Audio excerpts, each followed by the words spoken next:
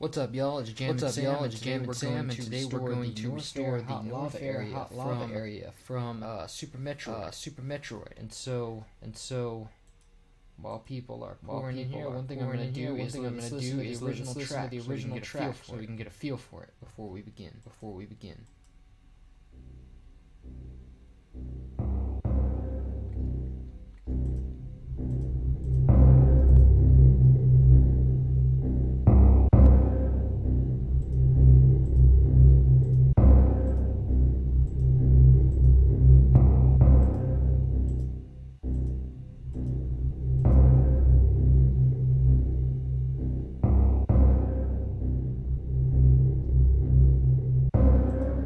Audio is doubled. You need to fix that.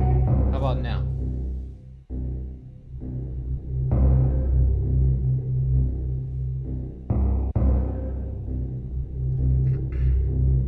Should be good now.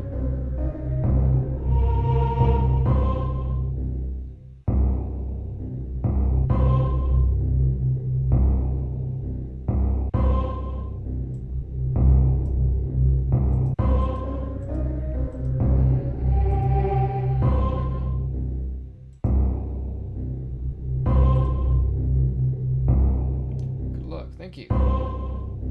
Welcome.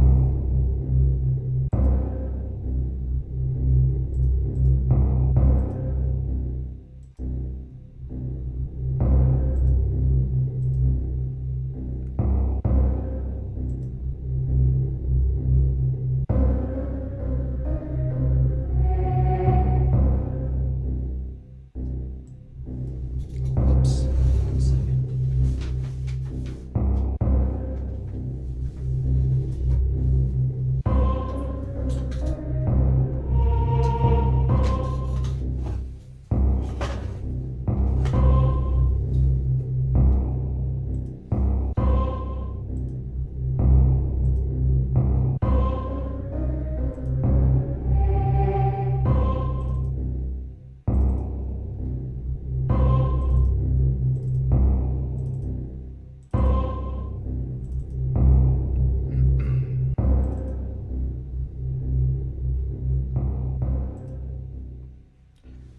Okay, so let's see. Pretty much we have what I hear so far is the timpani and the choir. I'm not sure there's even anything more than that going on here, because I'm pretty sure the bass is like a choir, the same choir that is used like throughout the song. So let's grab Proteus 2 and go to timpani. This timpani is currently pretty low quality, because I've since learned that the real machine, the Proteus 2, was sounded much better than this. This is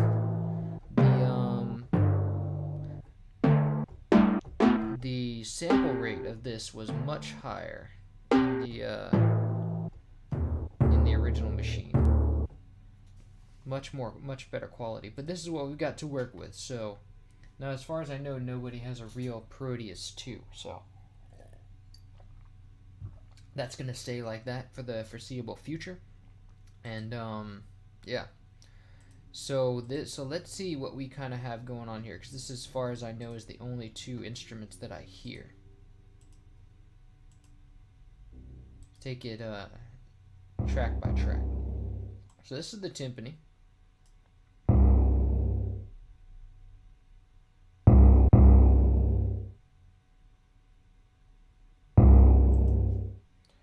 Okay, so we can kind of just copy that track. Let's go to Find First Empty and name this Timpani. Let's paste what we have in the timpani's channel.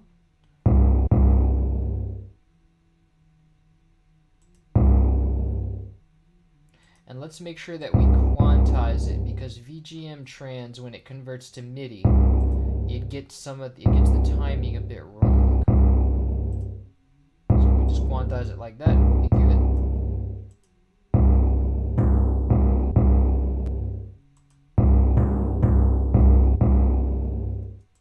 Okay, so now what we have to do is kind of set the decay, because we want it to decay out as long as the note is present.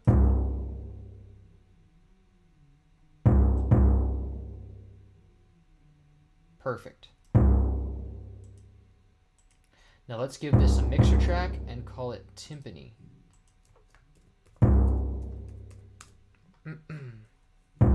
Let's send it to the drum reverb bus. Oh, it sounds so good already. Did it have reverb on the original? They did put reverb on the original. Okay, and the next track starts out pretty silently.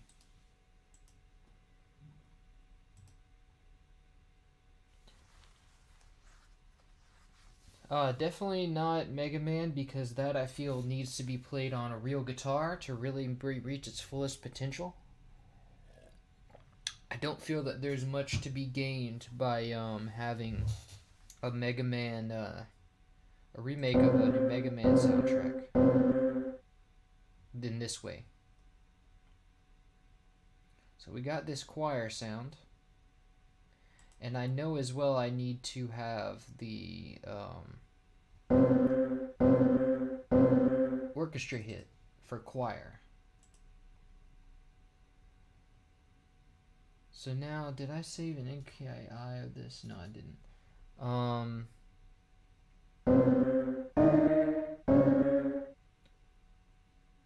So what we're gonna do is, I think this one was tuned 5 cents down. Sorry for your ears. So it only plays like twice. It does like 3 times, so 3 different separate things. So let's copy this.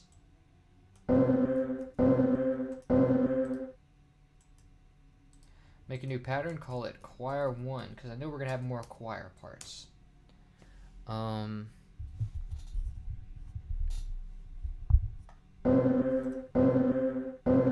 Have you done Green Burn Star yet? If that's the one with all the plants, the vegetation area, yes, I did do that. Boom, boom,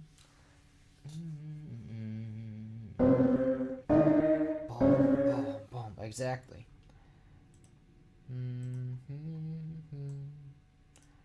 Okay, cool. So let's paste that into the piano roll. Ooh, and it does not sound great yet. Let's mute out the orchestra hit for now, and let's work on the choir. And we do not have... Oh, because it's... let me quantize everything first and send it to the first channel.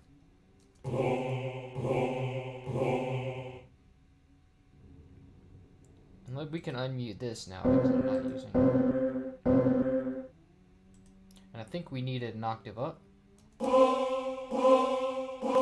Actually, I think, remember, it's in octaves, so we need the choir to be...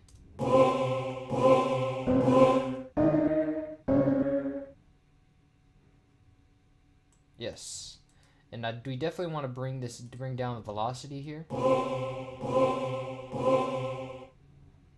Now, there's a pop at the beginning, and that's a product of, well, bad samples. It is, well, sloppy sample editing, processing, I'd say.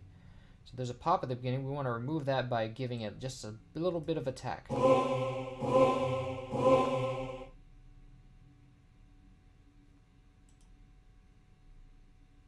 Good. Takes care of that.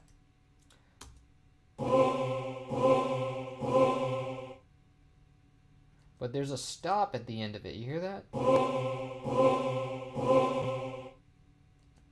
It shouldn't be, because there is release on this thing, I believe. Yeah, there's definitely a release on this. Maybe it just needs to be longer.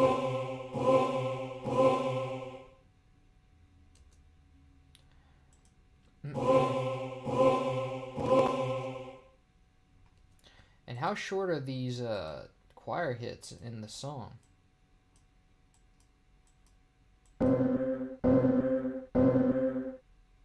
They're pretty short, so we need to make them short.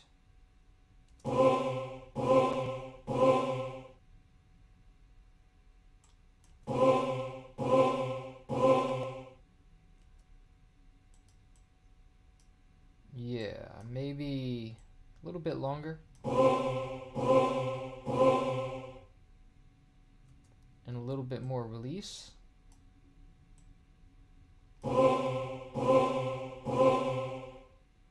There we go.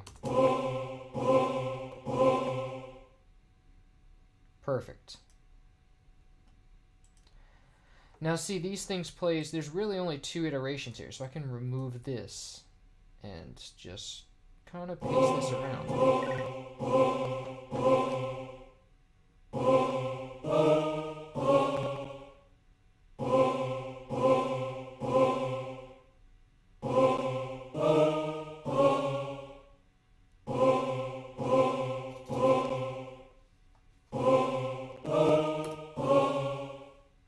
Okay, so now we really just want to, let me see, 1 second.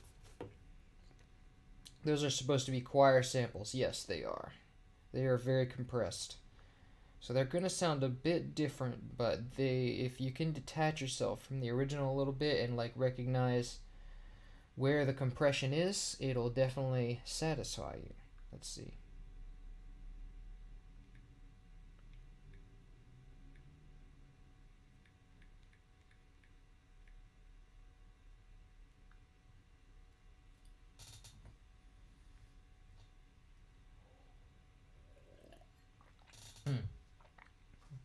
All right, so now the only thing they're missing is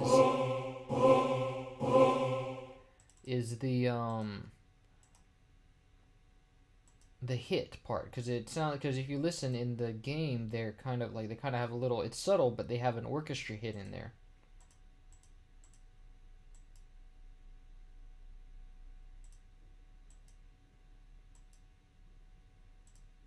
If I can find where it plays. Just wait for it to come in and I'll just go ahead and try to catch this. You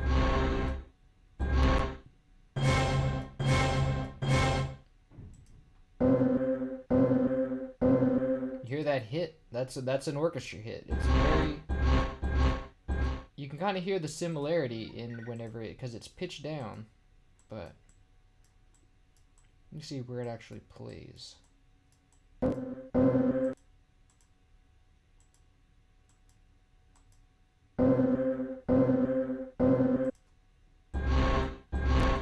So what we're going to have to do is shorten this orchestra hit drastically, because it's really just the beginning that we want to hear.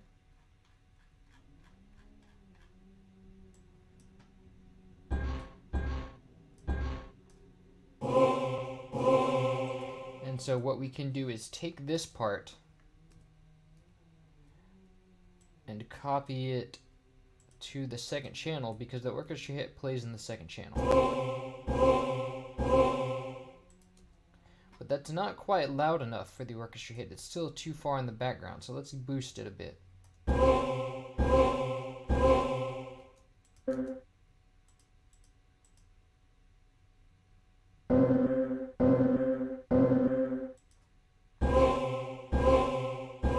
I think it needs more decay than that.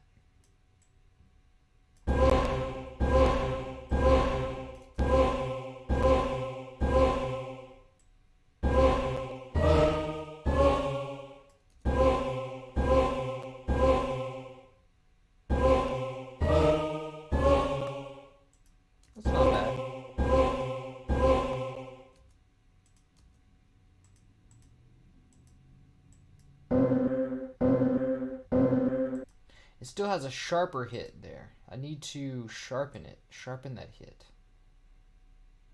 How do so I had a good, like a really, I had a different kind of like curve. This one doesn't let me make any adjustments. So, what can I do?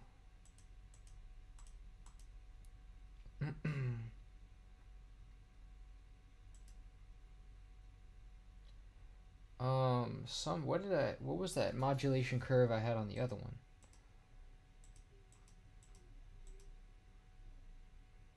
See, this is a different one. This one's a more subdued kind of thing. Oh, wait. Maybe if I delete it and then add it again?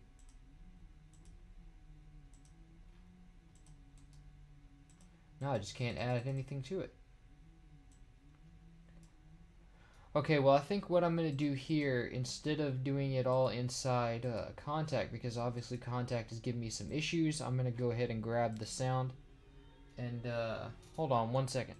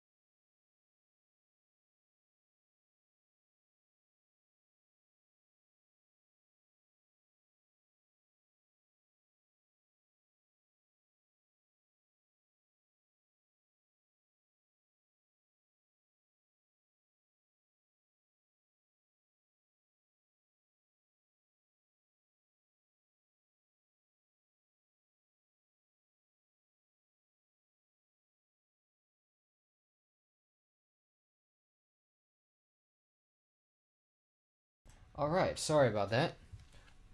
So anyway, what I'm going to do is add the orchestra hit, whoops, sorry for your ears, into a regular channel, and then I'll have more control over that. Let's see what. Hold on, let me check the chat. Is this the same thing that got put into Metroid Prime? That I don't know because I'm not really. Oh yeah, it is. Cool. Hi, John, with an H-O-N. Oh man, I'm so excited. Unfortunately, I'm stuck at the doctor's office, so I can't really listen in. Hopefully, I can get out before the stream is over. Yes, absolutely. And you can you can listen after the stream. Like the video is recorded in my live stream section, so you can go and see that. And hopefully you can, if you have some input into the mix, you can get out to kind of influence the mix before it is, because I do want to hear you guys input. But if you can't, if you can't, you can always go check the. I'll have the MP3 release that you guys can hear before, for y'all to hear and for y'all to kind of critique on whatever systems you want, and then you can kind of get back to me on that on if you have any critiques on Twitter. But anyway, so what we're looking at is the orchestra hit for choir, and it's usually I think it's, sorry for your ears. It's but it's usually, I think, -5. It's 5 semitones out of tune. So let's see, 1, 2, 3, 4, 5. That would be F. And yeah, so it's gonna be like this. It's pitched down a bit.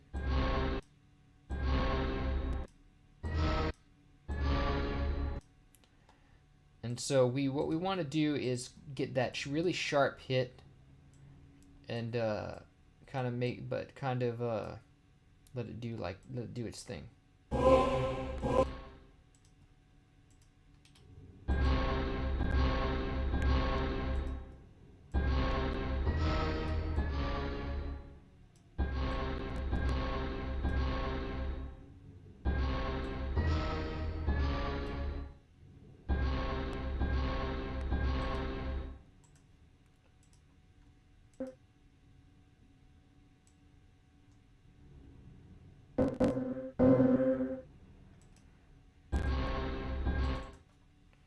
See, I don't know if the hit sounds long enough.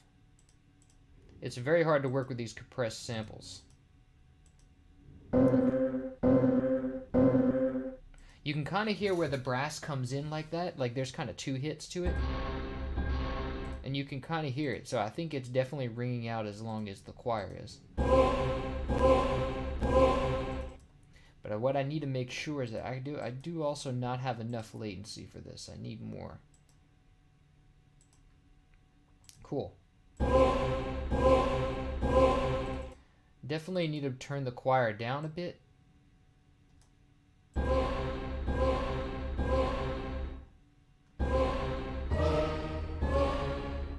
That sounds pretty good right there.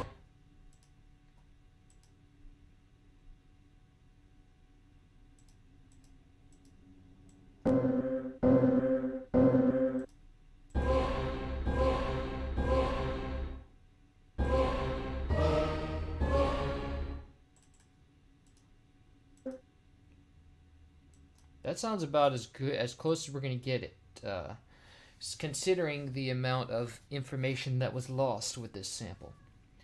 Katie, good evening, Katie. Welcome. Excited for this one. Hey, awesome. Love excitement. Da, da. I definitely do want to get a little bit lower before that second hit comes in. There we go.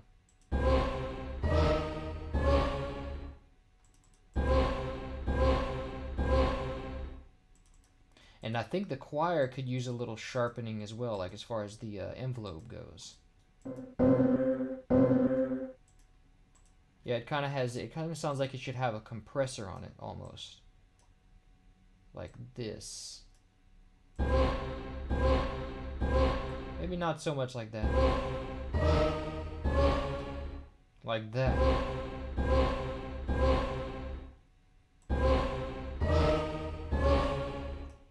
Like that. There we go.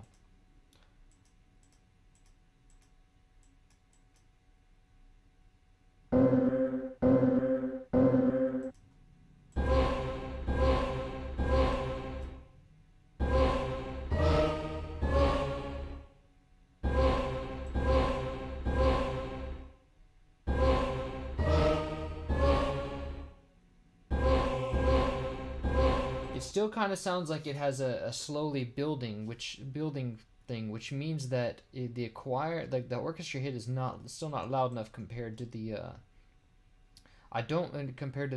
or hit, and I don't really want to bring the hit up because it's not really that loud.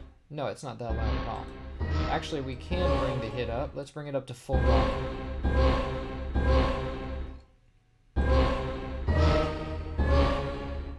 There we go. And I think we might be able to cut off a little bit of this hit because it's kind of like not, I think a lot of that reason is like the reason that it sounds like it's coming in is because this hit is kind of coming in. It has an upward slope. So if we can remove that, let's see if we can do that via, like just kind of, I don't think we can.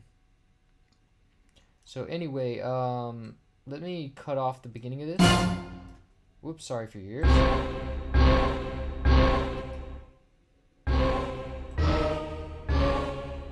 That sounds much better.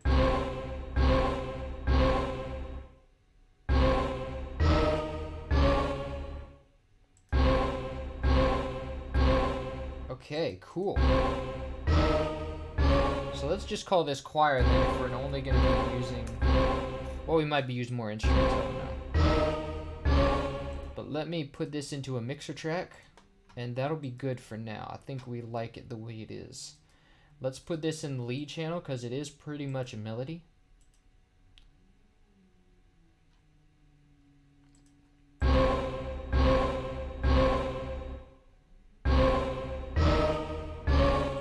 So now let's see where that choir is supposed to be. We want to put some stuff on our timeline now. So let's put the timpani down at the bottom. We're probably only gonna have like a few channels for this, so a few patterns for this. So now let's go to the choir, find out where the choir plays, and paste it there. Right here, I think, is where it plays, where it first plays.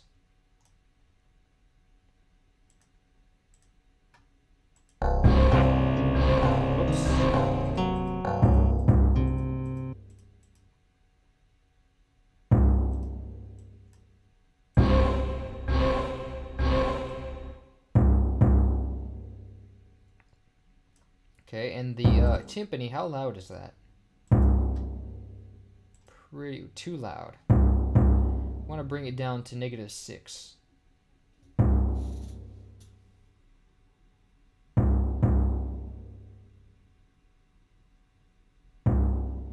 Perfect.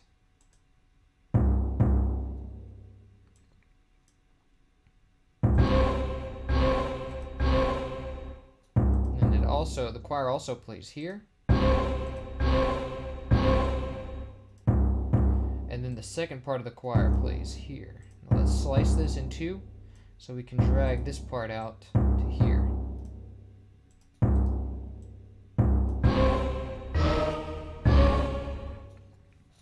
Cool, that sounds awesome. I love that. Let's see how it peaks with the whole thing, like with the choir. I wonder if my ooh, okay, that doesn't work. I'll have to set that up later.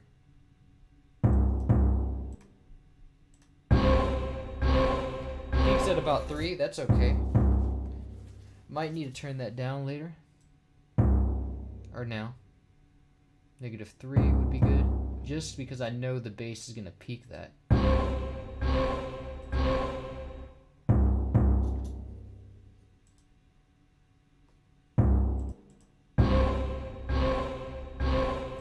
And I think there's that subtle timpani in the orchestra hit, and we don't want that in there. So what I think happened was whenever they put this choir hit into the game, they high-passed the hit, like the choir hit,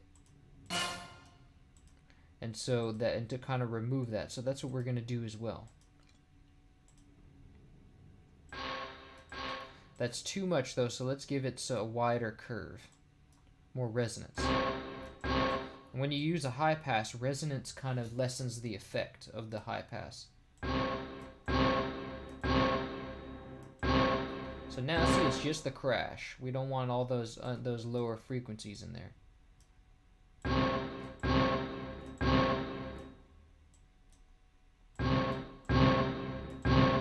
See, once we get past here, we start to hear that timpani, so we don't want that.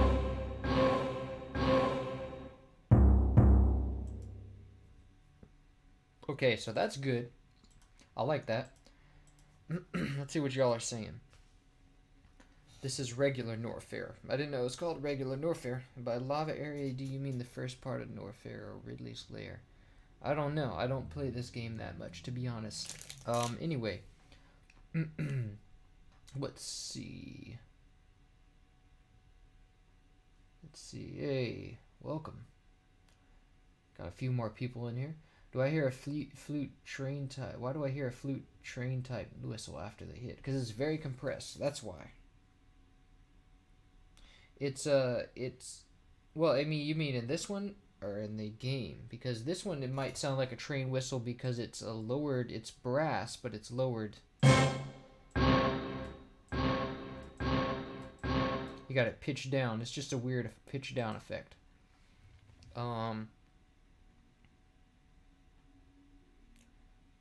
Alright, so what we're going to do is I'm gonna take a look at what's next in the because that completes that channel. There's only the choir there, so let's see what this is right here.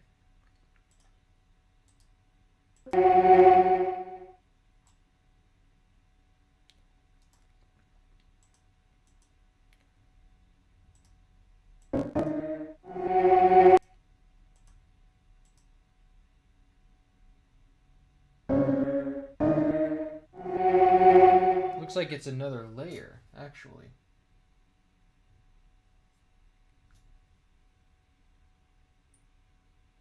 Hold on 1 second.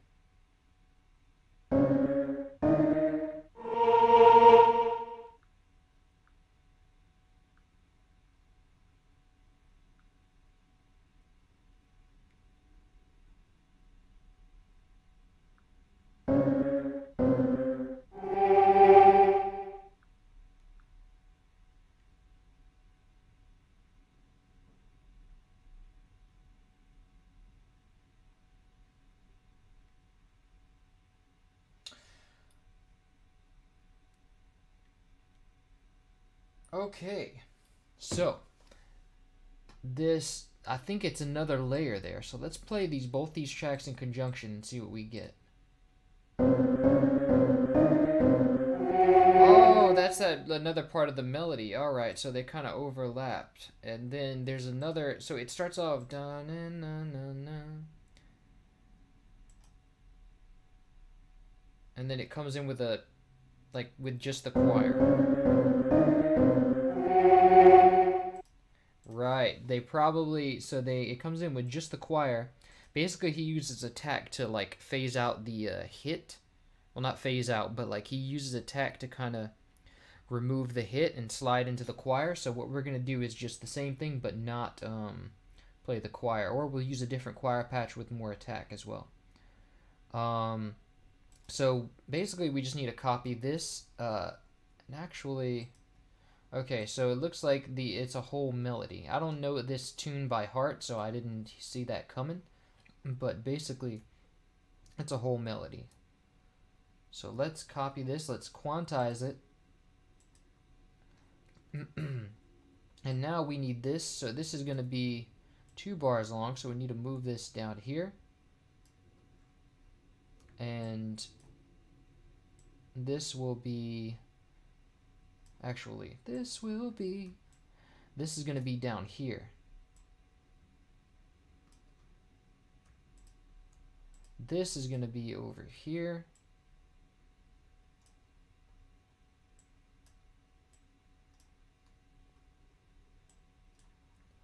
And this will be here.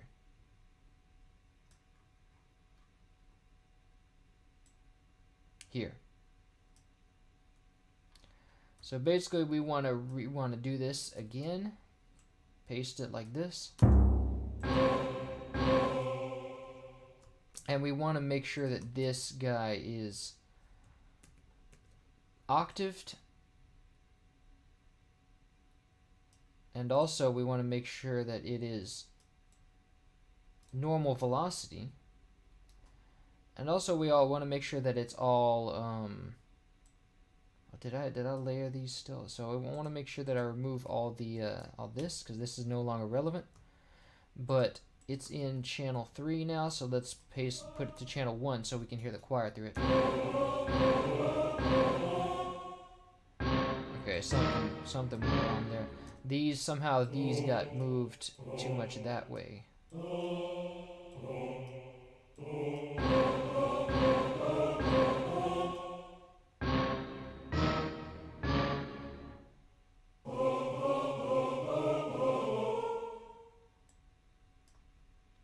And we'll take care of that part later.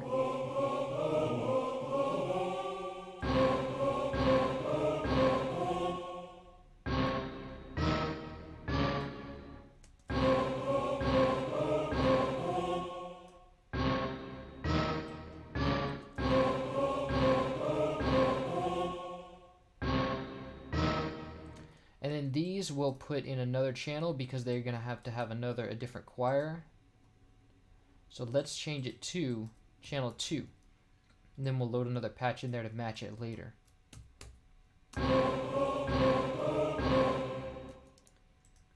So now we need the orchestra hit to reflect this as well. So what we do is we're just going to paste the notes manually.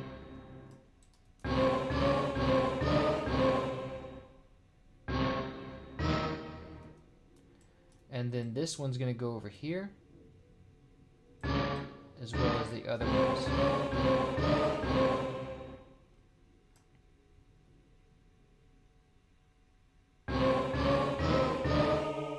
Wait a minute.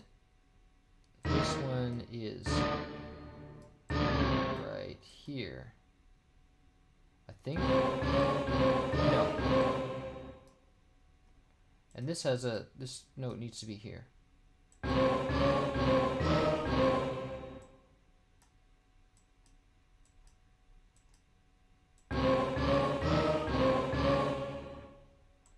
Cool.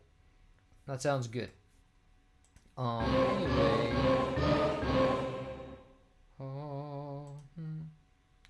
So now we need that choir that fades in. So we need another instance of the choir. This one's actually from the Heart of Africa CD. Roland Heart of Africa CD, by the way. So let's see what that sounds like. And what we want is...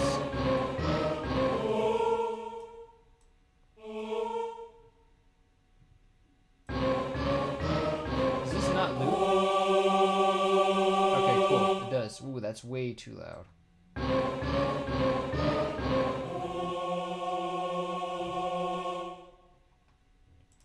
So how long does this choir last for?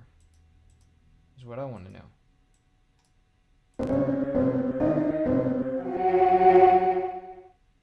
So it kind of dips in and out. So what we want to do is give it a little attack. This is should be non-existent. Actually, I think this is release. So yeah.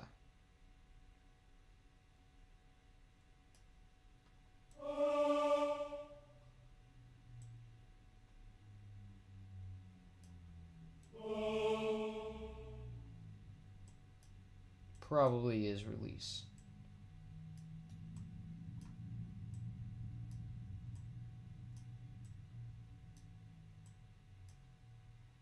So let me set my timer to go to straight here.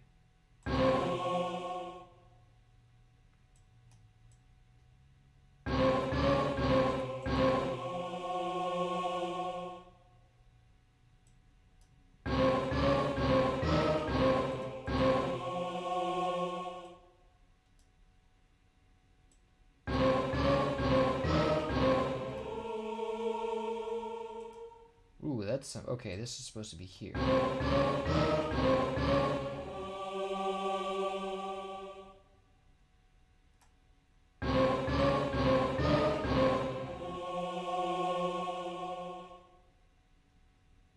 I think it should be a little bit shorter.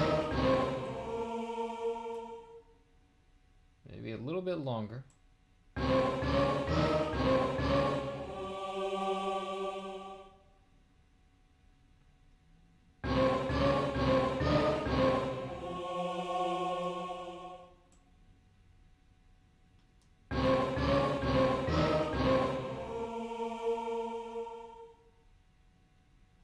That sounds right.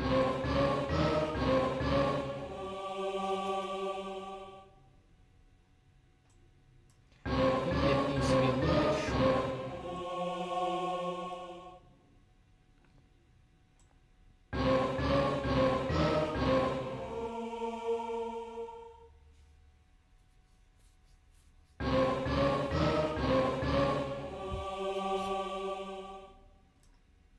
Okay, let me check that with the rest of them.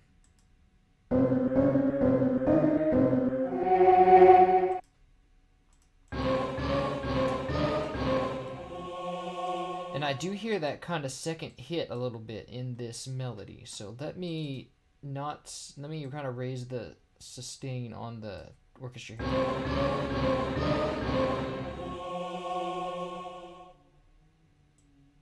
Maybe not so much.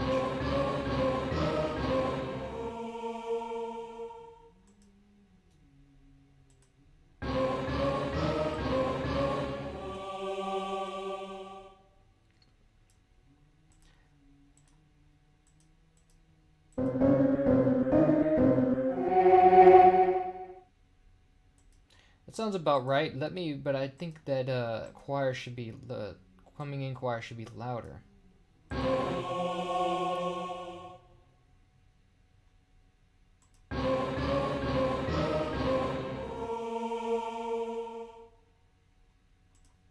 And I think it stops too soon.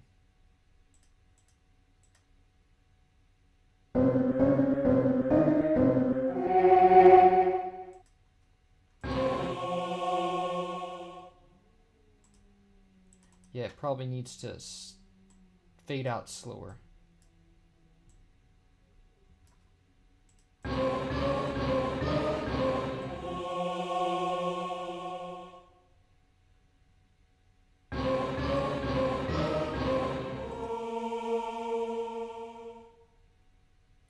That's why it's not actually it wasn't fading out fast enough.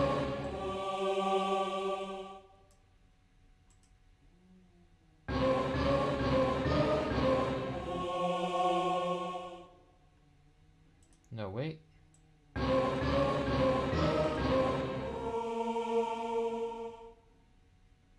A little bit slow.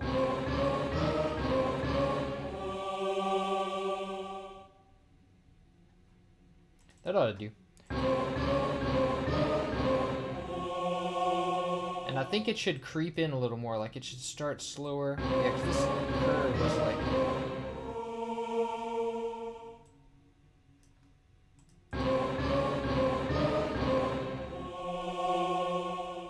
And I think that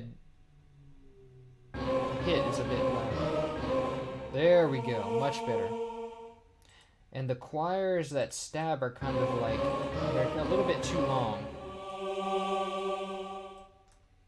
It's the staccato choirs.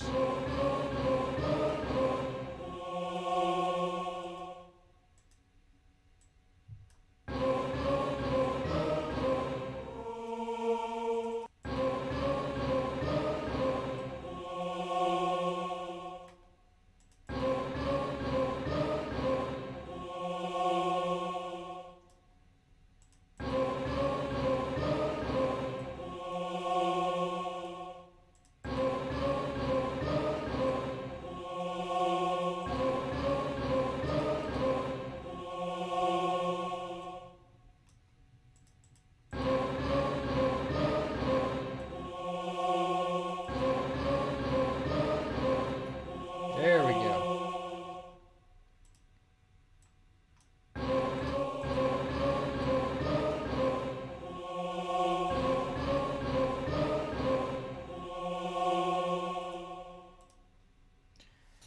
There's a bit of a swell in that sustained note. It gets louder before it fades out. Okay, let's see. I think the fade in takes longer, I think.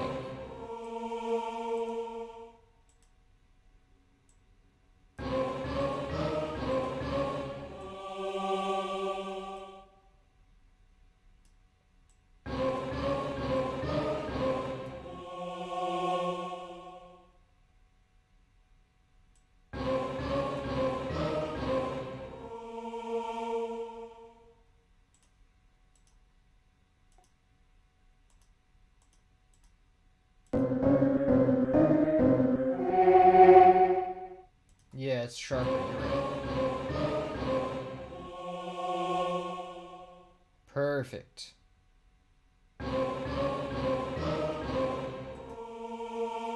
And now, all this overall, we want it to be a little bit more subdued.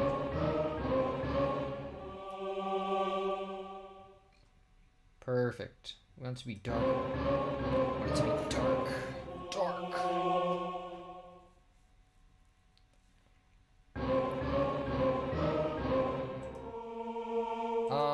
So someone says, it'd be cool to have, let's see, I love your work. It would be cool to have more retro quality to the sound, something like an RC20 plugin or WoW control plugin could do it. I have no idea what those are,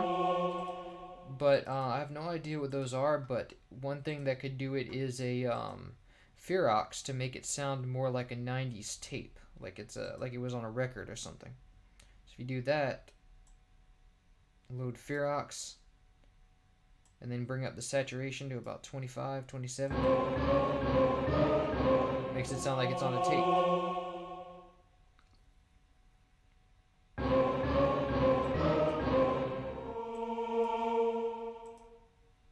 It's a subtle effect, but it works really well.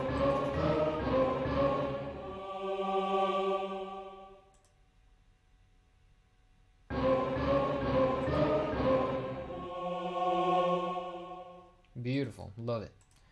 Okay, and then, so it sounds like... Oops, I cut it off there.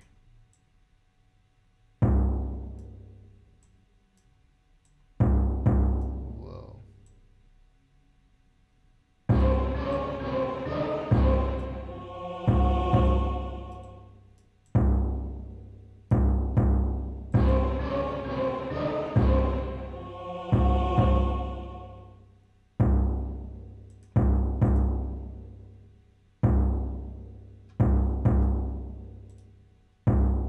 The fourth note in the track orchestra hit is still wrong. Let's see.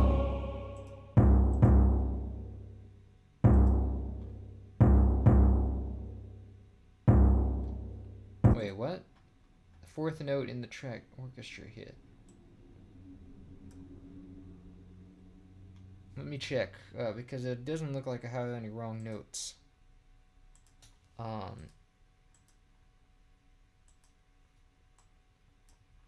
So we got C, C sharp, ho ho ho ho, ho ho ho ho ho, ho ho ho ho ho, ho ho ho, ho ho ho ho ho, ho ho ho ho ho. It's pretty much repeating that one all 4 times. Wait. Da, da, da, da, da. So it's repeating those two at the same time after.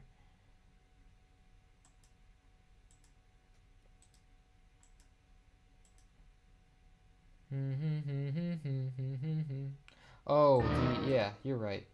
And it's wrong in the choir as well.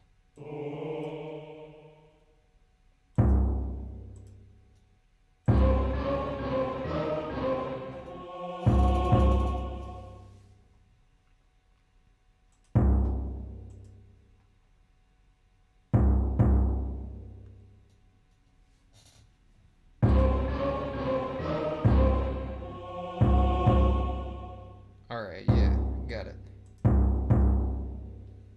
Okay, so what we want now is to move on to the next track, which is something of this right here.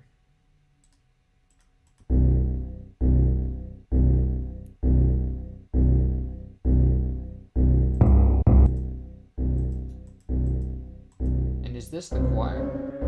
No, this is something else. I think it's strings. Yeah, it sounds like strings. So we got... I can't even play that. And of course that's going to crash SPC Tool, which means we need to take a shot. That always crashes SPC Tool when you play that sound. So I think what I'm going to do to get around that is, after I take a shot, cheers.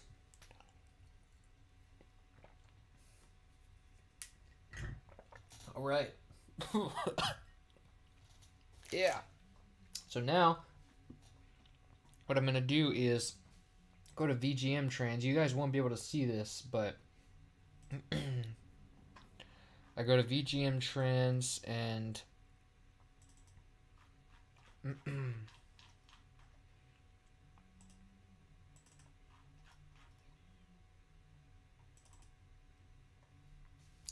open up Norfair, the SPC file for Norfair.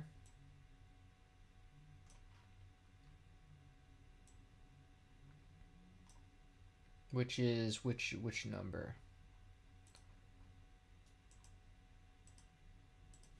Which track number is that?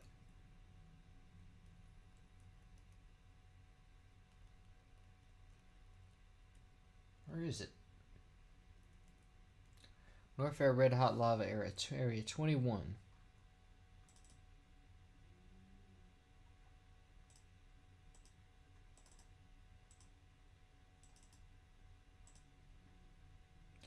And then the sample, I need to find sample 27. And then put it into samples from ROM. So this sample is, if we go into the ROM files, this sounds like that octave. That sounds like that octave strings. Yeah, that's the same thing. Okay, so that octave strings, which one matches that? Which sound matches that is what we want to know. So I have in my contact library, let's see what I have. High strings, it's not going to be high strings. Octave orchestra, maybe?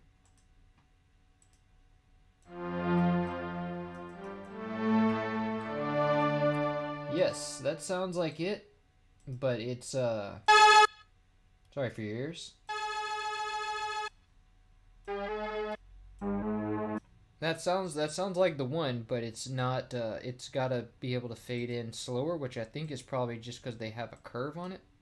Hopefully. Yeah, cool. So, if we take off the attack, okay, that's not, let's see. We need channel 3. Oh, it's got a transient at the beginning of it. That's weird.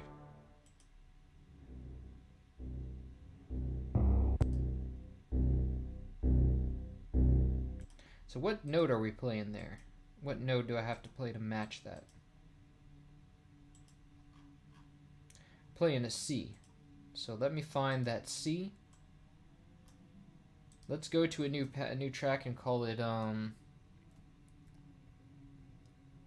bass 1, I think, because there's 2 basses. And let's go to the octave strings, which is channel 3 in the contact.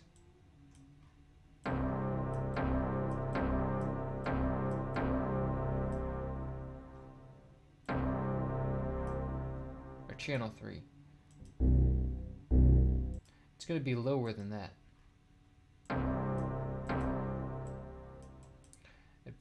So we need to make it pitch down lower. And why is that? I don't know why there's a timpani in there. Might be an extra sample. Let me see what happens if I do this.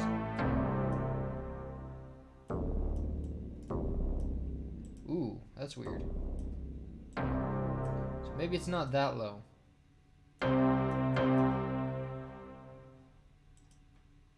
Let me copy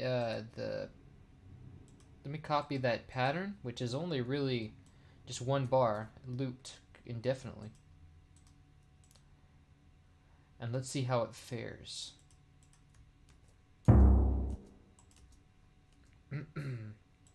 Let's change it to channel 3. Put it up an octave. And for some reason it's playing only in the right channel, which I don't understand. Let's see, root E2, pan negative 100%. Why would you do that?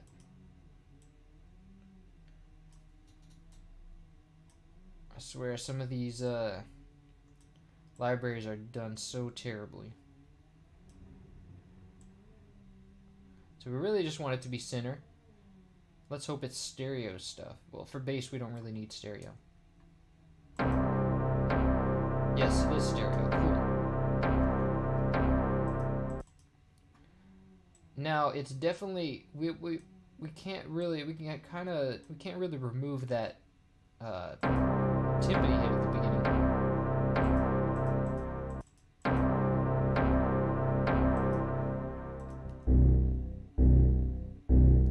And it's also out of tune. I can hear it. Let's see what tune this would be. Get my tuner out. So it's 8 cents sharp.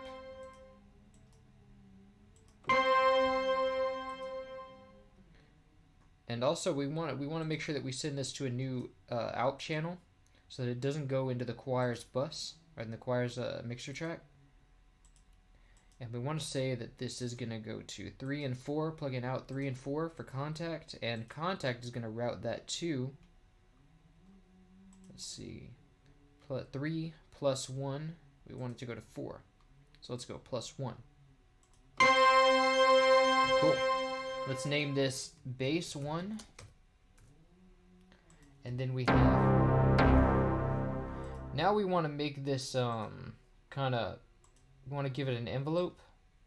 I still don't like that timpani sound, but we'll see what we can do about that.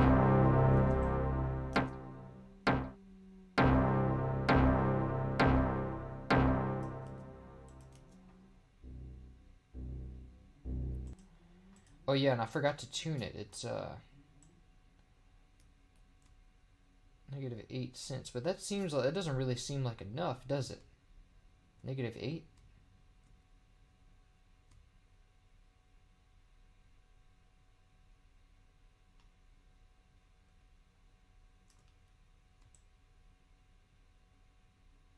That would be literally give us 92.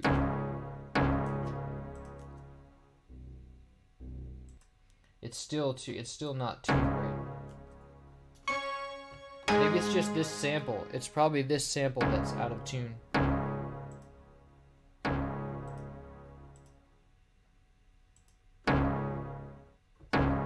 Oh, it's all the way to C sharp. That's why. That makes sense. And then we also need that extra 8 cents.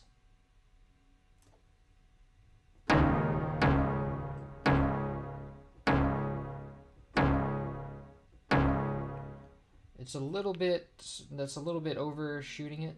So let's give it 5 cents. It's a little bit too much. Okay. Dead center, it looks like. Alright, cool, that'll do. But now it's still, there's like not nearly enough bass, and it's, let me see if there's like a high pass on it for some reason. I can't imagine why there would be, but no, there's no high pass. But yeah, so we need to first off take a lot of those high frequencies out and then boost the bass.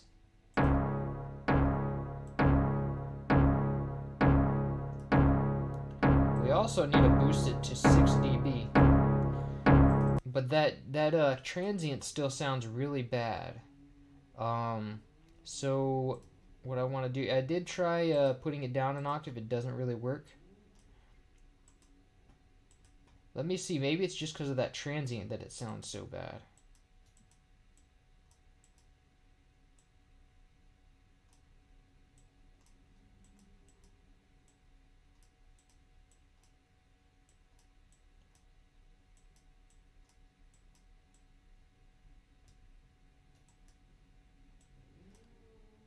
Context sampling editing really doesn't work too well, does it?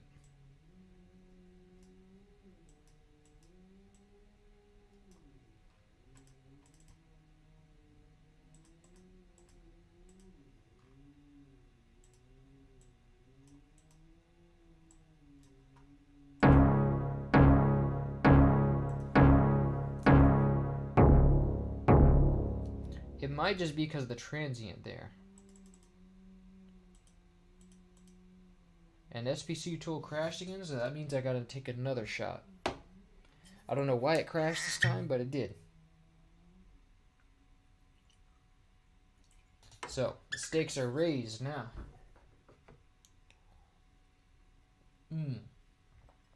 Okay. Alright, so someone said that's some quick and sound stuff. Some quick sounded stuff. Sustain note should go. Once you have that next hit, I'll help show where this is. Yeah, I think I've got it, but whoever programmed this game Whoever programmed SPC Tool programmed it for DOS, which is really, really old, so it's not going to work so well now. Have you ever spoken to David Wise about your work before? I have not, but he has spoken about it in interviews, so let's see. I keep thinking the same thing. Okay. Yeah, so it probably needs to go down an octave. I'm going to eat something here because alcohol and not eating is a bad idea.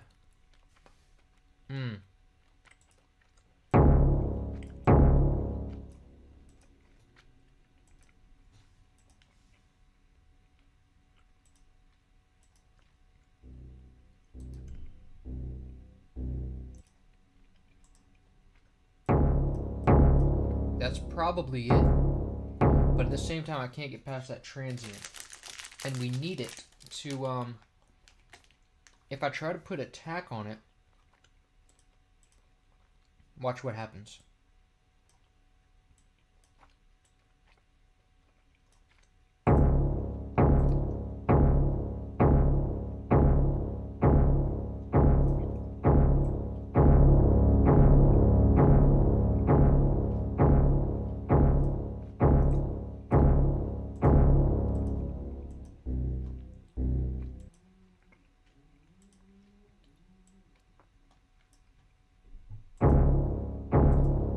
That's still not the right note.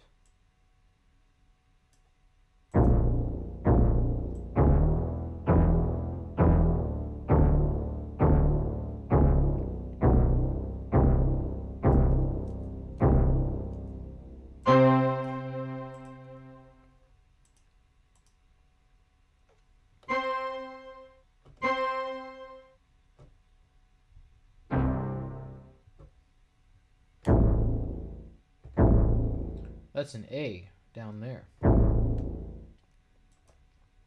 Okay, so +3.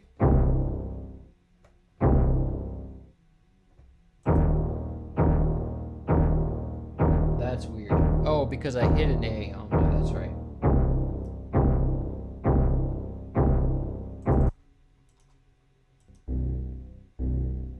It actually does have some attack to it.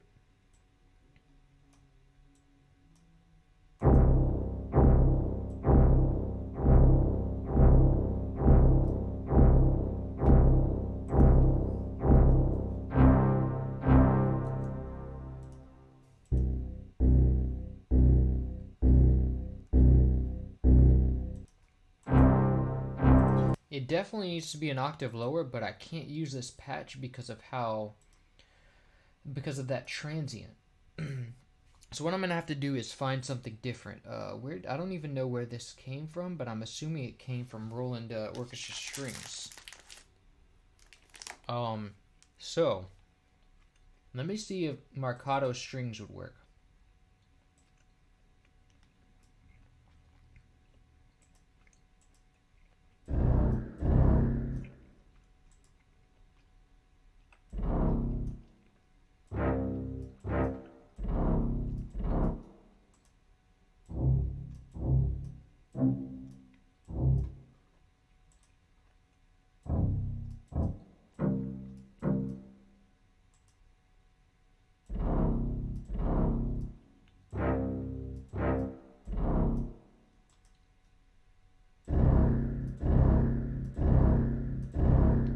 That's pretty gnarly. I don't think so.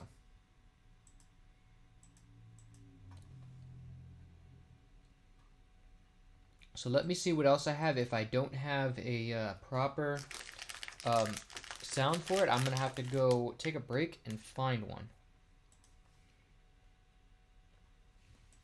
So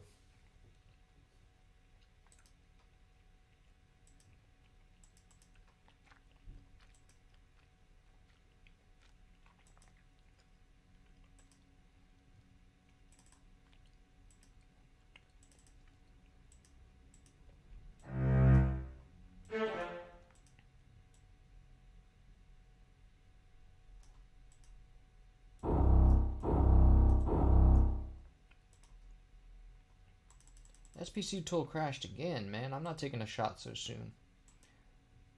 It just crashed on its own.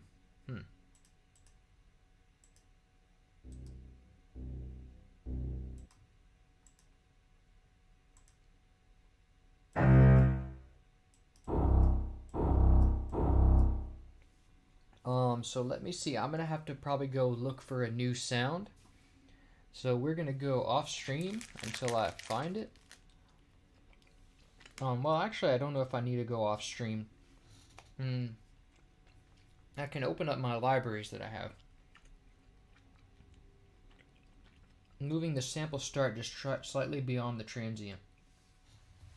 I could try doing that. Let me try that. So we have octave strings, because that octave strings, really, the sound of it, once it gets past the transient, really works well.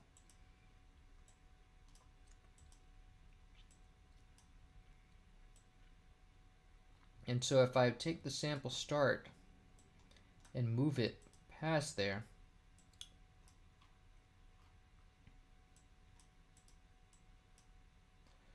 so I have to go through both samples and say, hey, I want this one to start on the loop. Yes, absolutely. Maybe starting on the loop will work. And once again, it tries to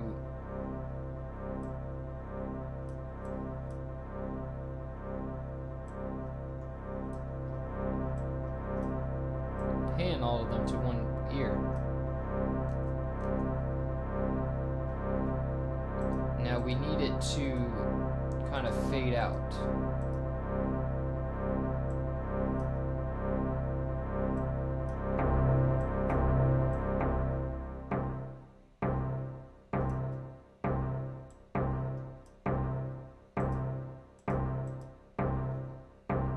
Now it sounds like we need the sample to start even later, so.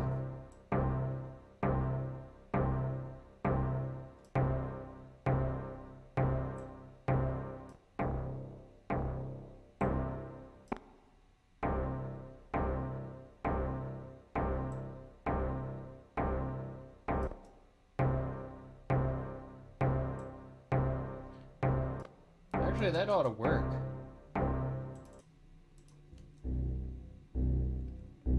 And that's still too high.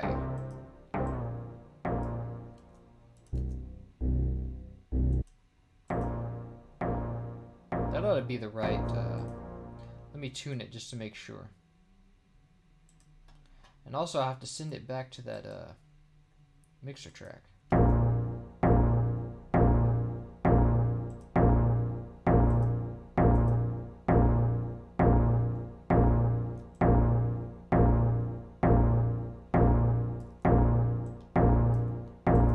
Why the tuner's making it, like, not tuning it right. Maybe it's bass.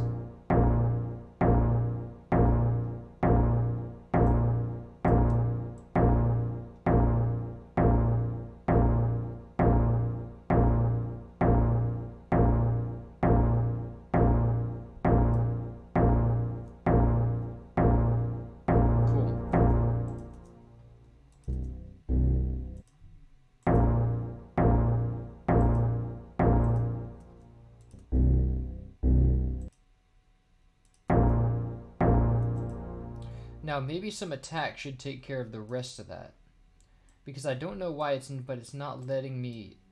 It's saying the loop is right there, but I don't think the loop is there, because then you would hear that transient.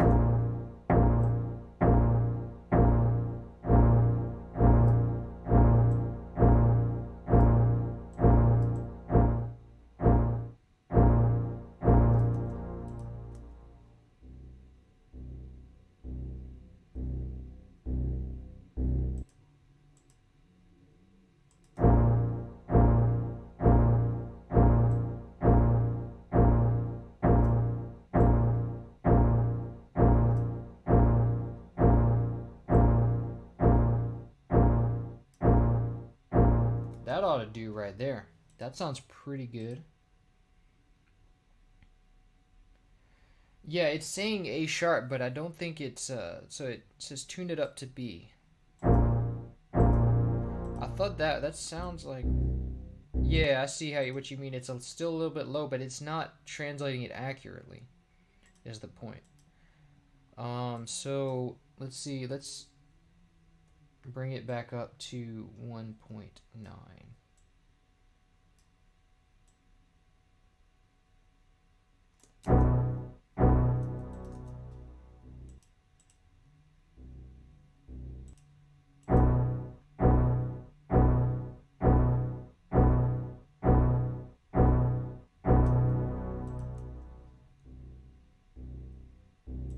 Cool. Let me check on the tuning of that, because obviously it's reading it at B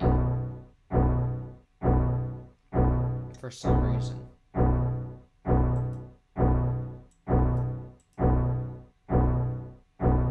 But I think the semitone, like the sense, is still correct.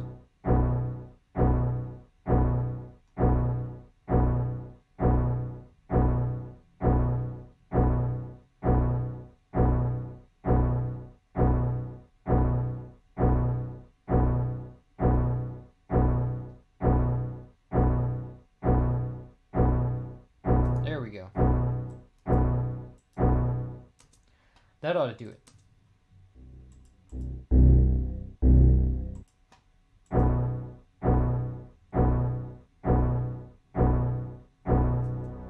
It still sounds A. I think it sounds too high, because I can hear it myself.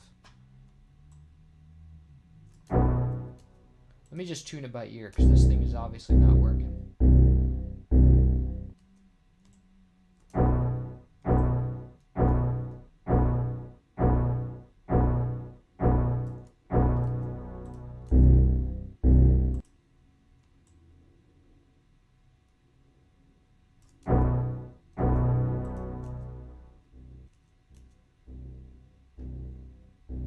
Let me just play this in the background while I tune it.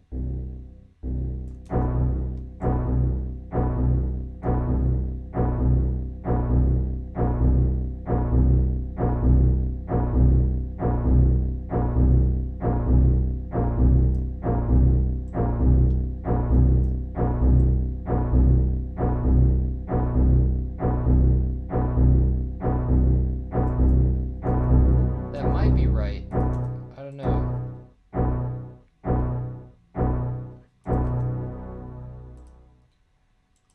Okay, so I'm not sure which one was the right note, because there's a lag between when y'all speak and when I actually hear it. Let me try a different tuner.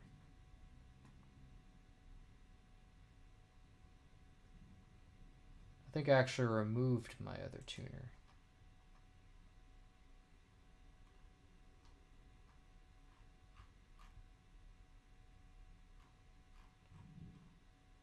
Oh, hey, here it is, G tune.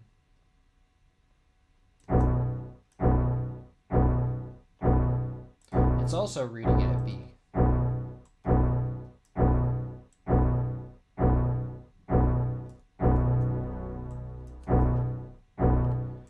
And you're right about it needing a low pass, because it is quite a bass, but I was waiting till now to do that. At least it peaks at 6. A little more than now, it peaks at 6. Cool. So let's send it to accompaniment, and then let's put it in the full mix and see how it fares. Norfair, haha.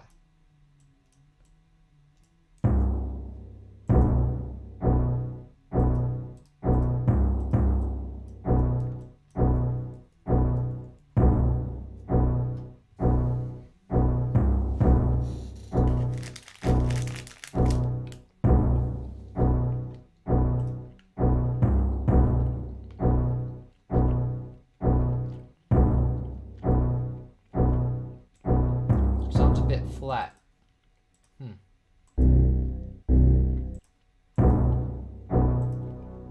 You're right, it is a bit flat. I can hear it.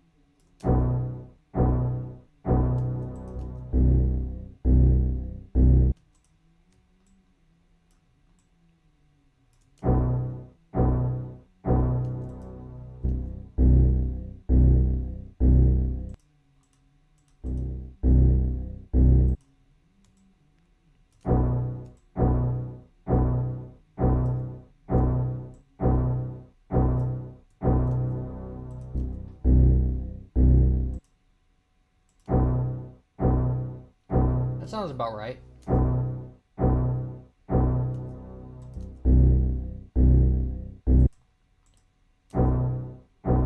I think the bass should be a little more booming though, because it sounds kind of weak compared to the original.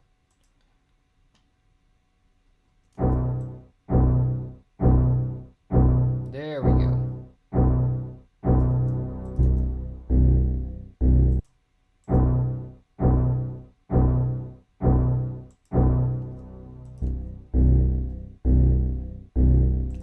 I think it needs a little bit more attack though. Let's also name this contact since we have more than just the choir now. Let's give it a little more attack.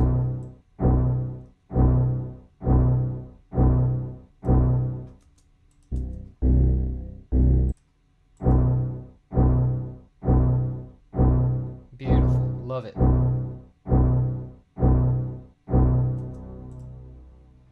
Great, perfect. All right, let's hear it in the full mix. Let me make sure that it still peaks at 6. No, it still peaks a little more than that, so bring it down. There we go, 6. Perfect.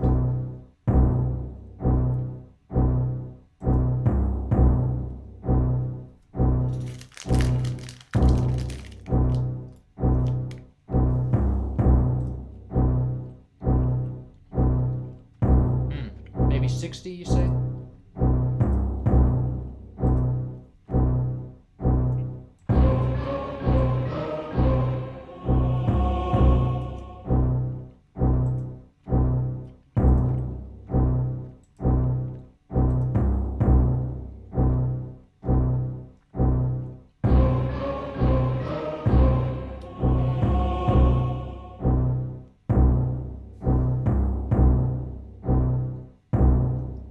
Yeah, that was a good suggestion from Memorifile. Thank you.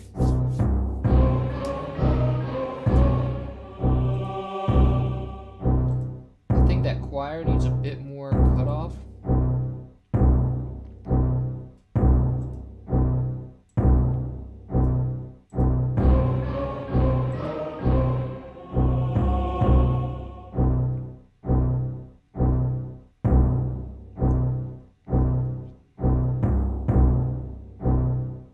Beautiful. Love it. Okay, so what we'll do now is go on to the next track. This is going to be that sub bass, which is probably the choir again, because you can see it'll be the same number as the choir, or almost the same number. Because if we see if we pitch it up, yeah, it's the choir.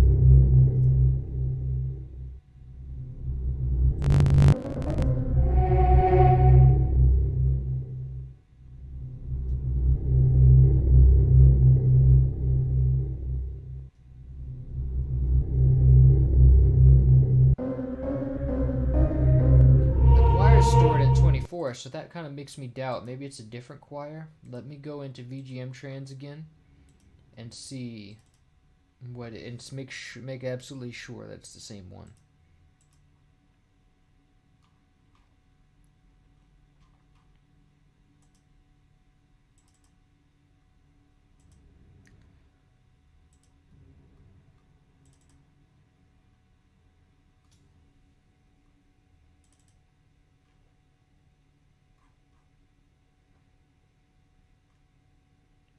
See, but where did I store that Metroid stuff? Man, I can't remember now.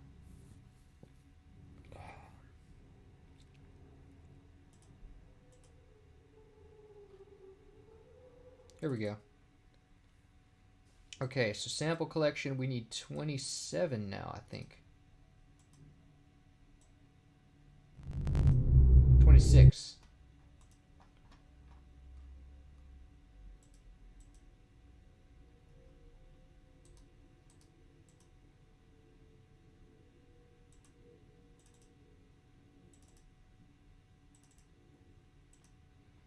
Okay, and 26 sounds like Yeah, it is the same one. Okay, cool. So it is the same one. We just need to now make it a sub bass.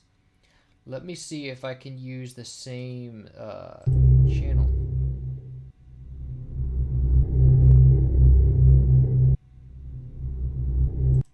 But that's probably not a good idea because we definitely want it to go to a different mixer track. So let me get another instance of the choir.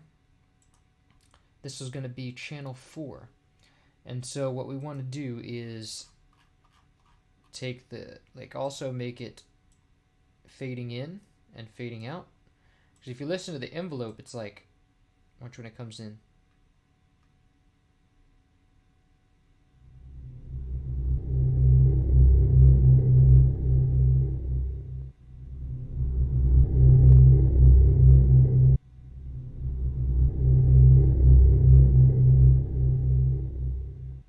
I'm going to leave that playing while I copy so I can get it in my head while I copy the notes.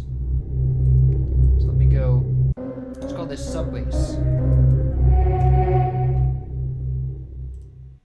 Let's change to channel 4 and paste, although I don't think that'll matter because it's going to paste in whatever color it was copied in. So let's say channel 4.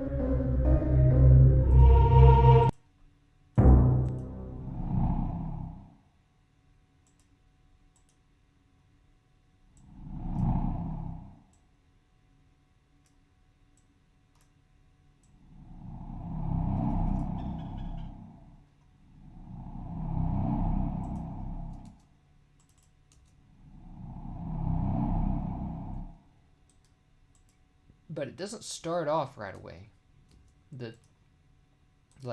Because it has a fade in, that's kind of ruining it.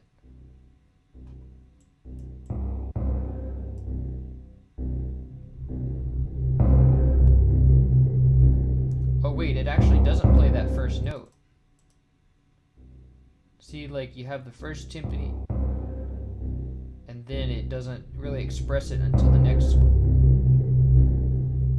Right, so maybe this one's not really expressed, so we can cut that, put that here. Start it off, let me give it a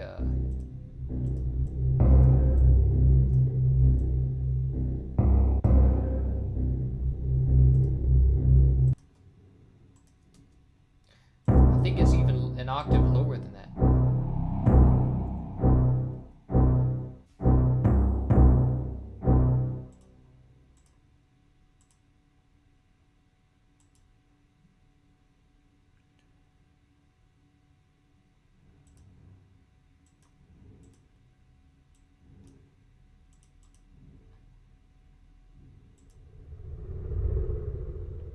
Yeah, there we go. That's what we want.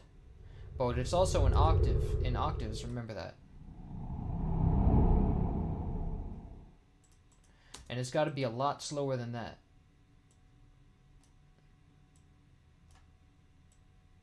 So we want about a 4-second introduction.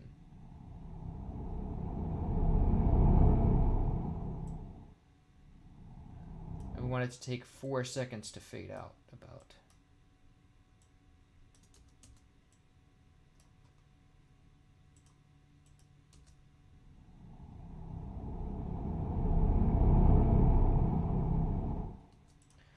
Cool, so now I want to make sure that about that timing.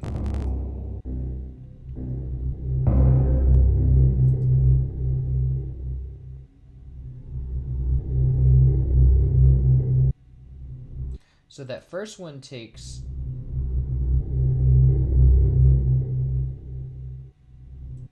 it fades out, it kind of fades out kind of quickly.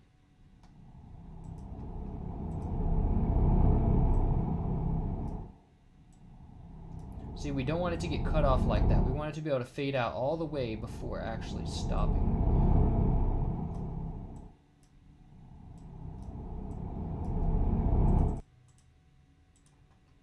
And I'm going to put this to the beginning just for playback purposes. And also move it back a little bit. And also quantize it.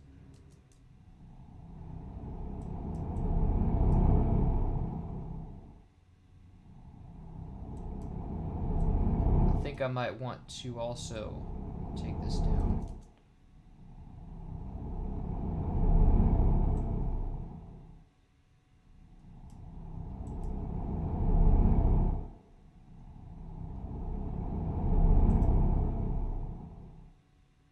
Oh man, that sounds so good. In the original note, in the first note, it doesn't cut off. In the second note, it does cut off. Okay, so the fade out doesn't complete before the next note comes in. Not in the second one. In the first one, if you listen, the first time it plays, check it out. Hold on.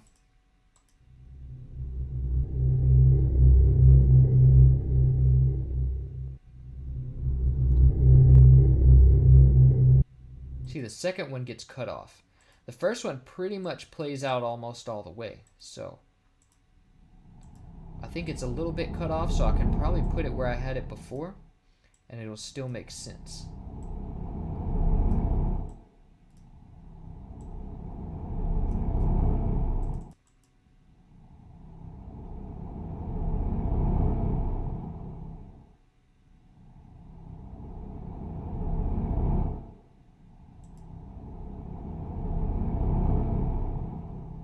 See, that sounds good right there. Let's hear it in the full mix. You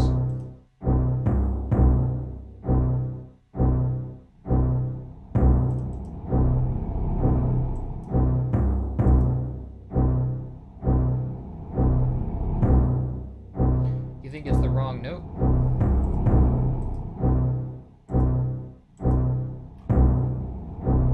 It's the same note. Unless it's out of tune. Which I think this choir is only out of tune by 22 cents, which I have corrected.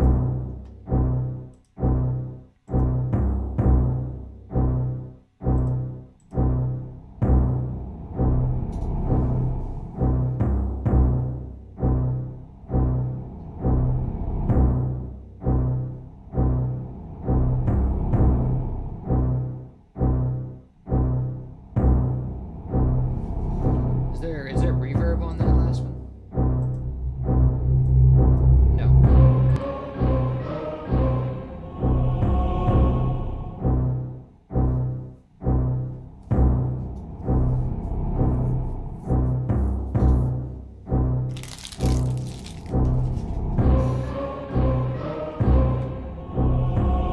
Oh, this sounds so good.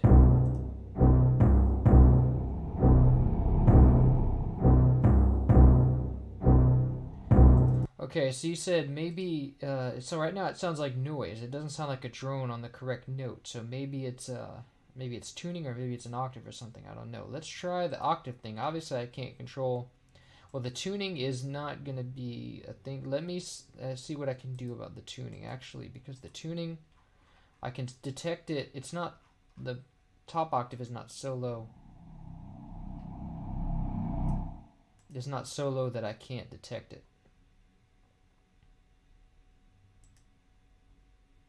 And let me give this its own mixer track while I'm at it, because I think that like the low pass is acting on it and we don't want it to.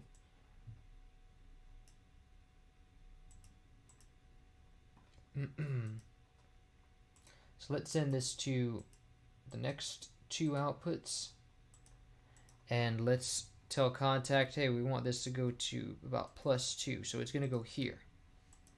So let's call this sub bass. Let's put a tuner on it.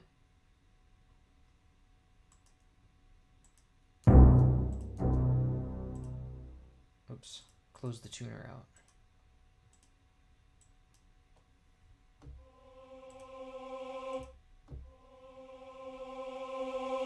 So C5 is right.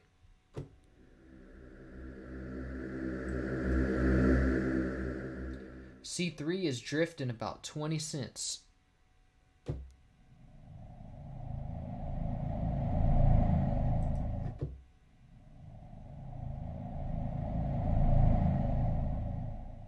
And it reads it about as, okay, this is A. This is actually is A. So it needs to be corrected by 22 cents, basically. Now, I have it corrected by 22 cents. Maybe it only needs that in the upper octaves.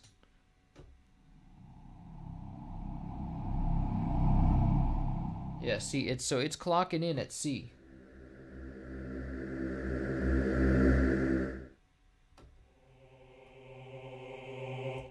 So maybe it could be an octave. Let's see. Let's find out.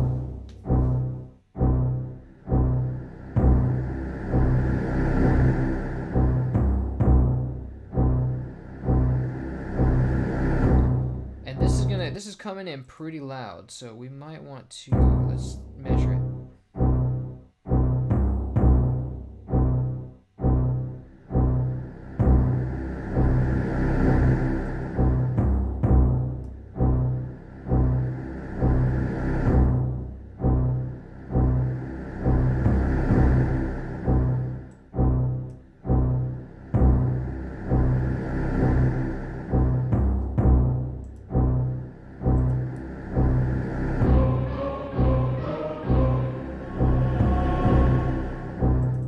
So that, let's see, maybe it is too low. Let me look at the rest of it and find out.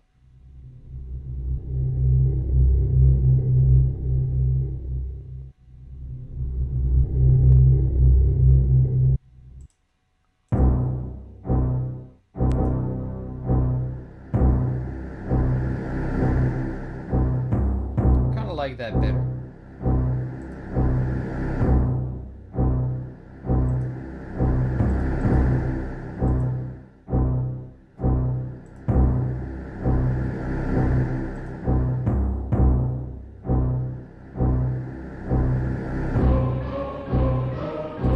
But if we're going to do that, and like, well, whether or not we're going to do that, because we have 3 basses, this complicates our bass levels a lot. So what I want to do is add the mastering channel, is add the mastering plugin early, and we're going to measure, just so we can measure the bass.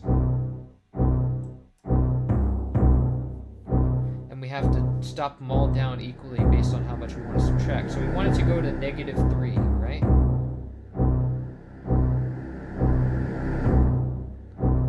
And it does. Actually, I think that ought to be pretty good.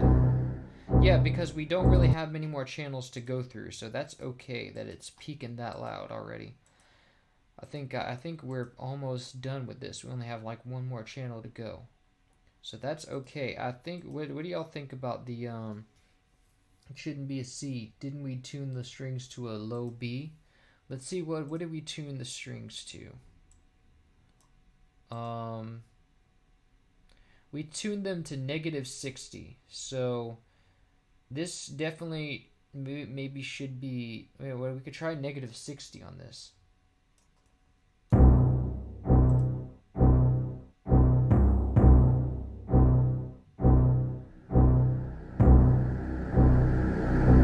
Does that sound better? Let me know. Low strings still sound wrong. Alright.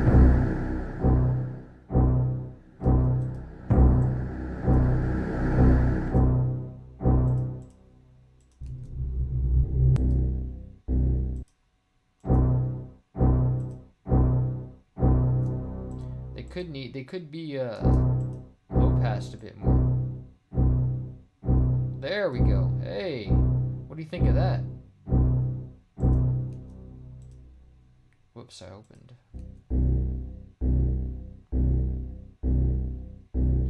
And this plugin's gonna steal the output, so it's probably gonna make you guys go deaf to me. Or no, it's still going through.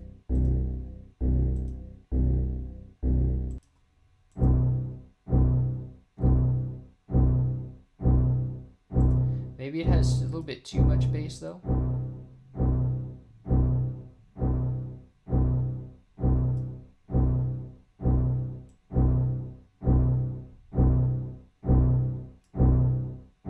There we go.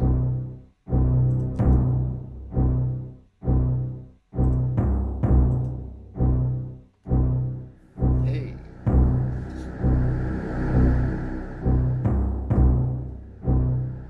I wonder if the bass should be like sharper on the decline though.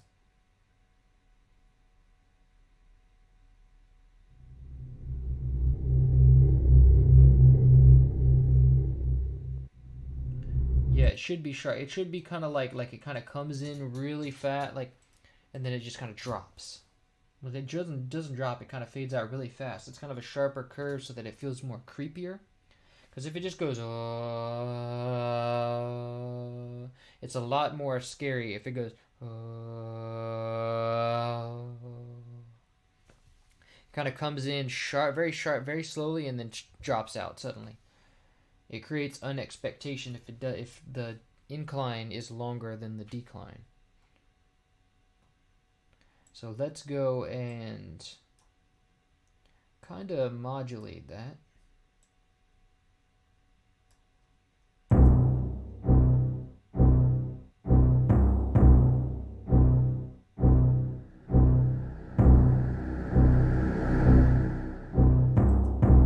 Maybe not so dramatic.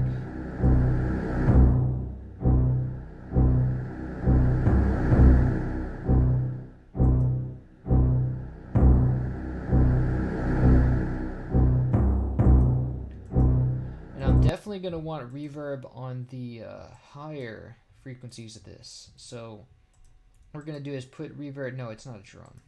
Why did I put in drums? So we're going to want to send this to reverb and then tell Convolver, hey, we want to not put reverb on these lower frequencies over here. So see, you only hear a clap back on the high stuff.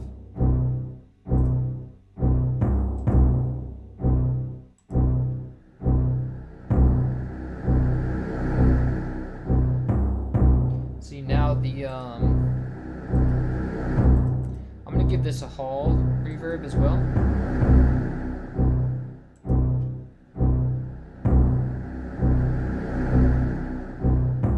See, now the sub bass sounds like it has space too.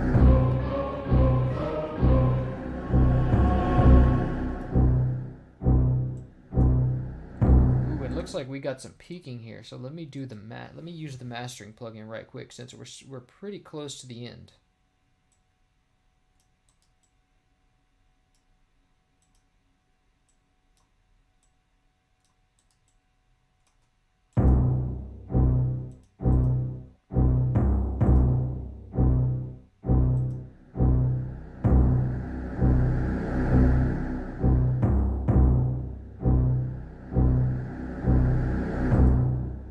I think we could alleviate some. Actually, we can raise the bass a little because I think this is stopping it from really reaching its fullest, reaching 0 dB.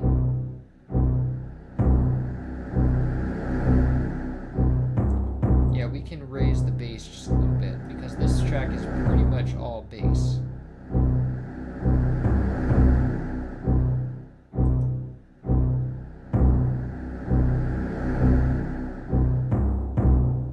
Also going to take down all the basses a notch. And actually this one, no wait, you're good. This one.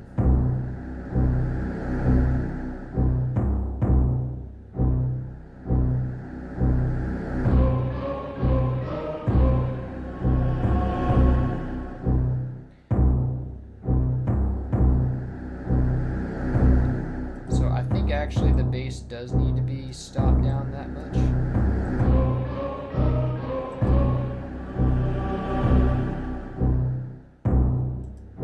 Because it keeps hitting. So let's stop it down even more.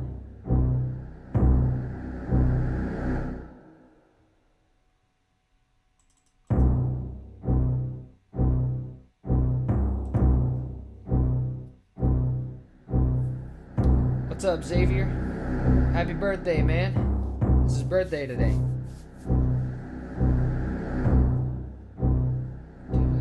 Is this the beginning? It sounds like the original has more bass. Whew, I don't know how much more bass we can give this thing, man. Yes, it's quite optimal. So far. So fat. Fat as well. This bass is fat.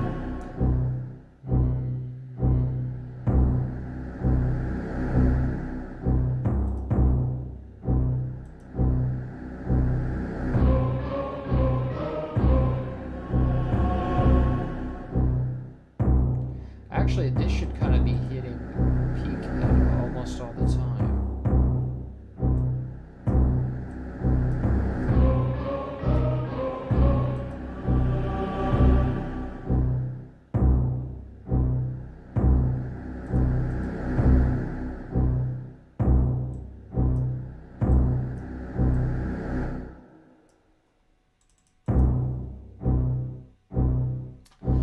before we get into any of that, let's check out what our last track is.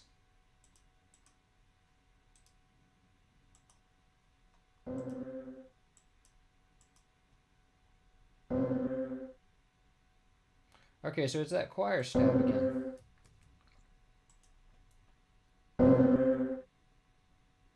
Except that the first one is not really expressed. So let's call this choir 2.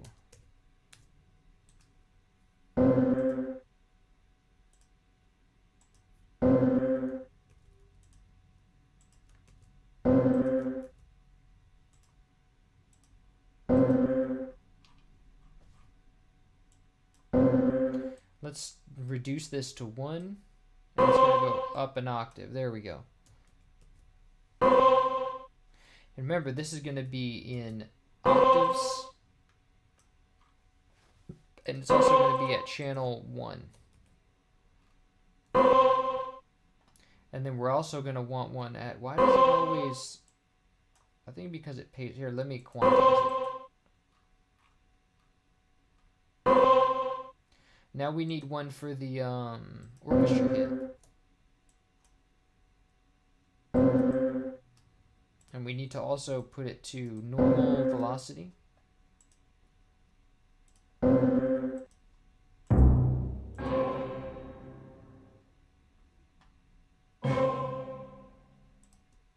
Quantize.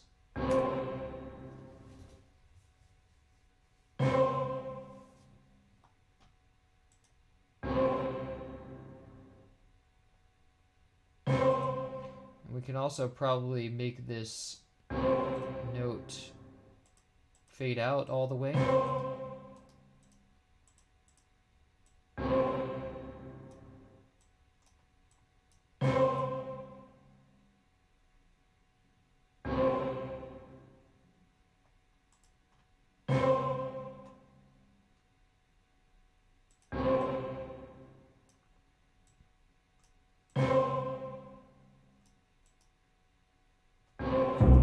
Let's put this in the song and see how it does.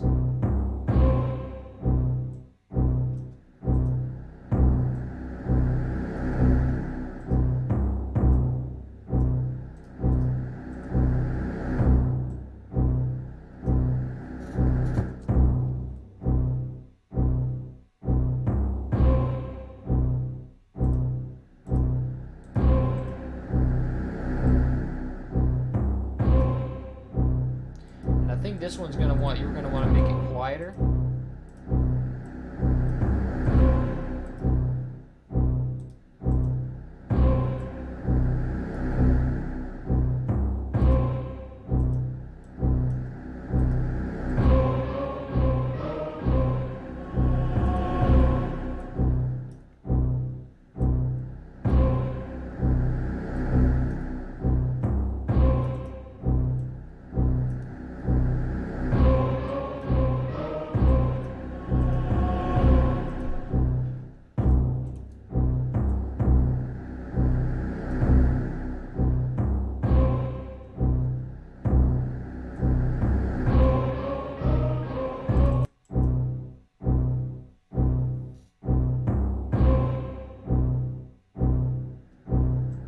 So kind of like the original, we want to make it fade out, fade in too.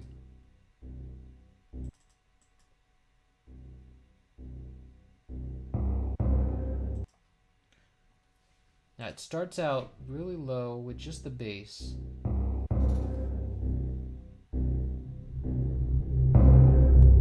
And by the time the second hit comes in, it's full volume.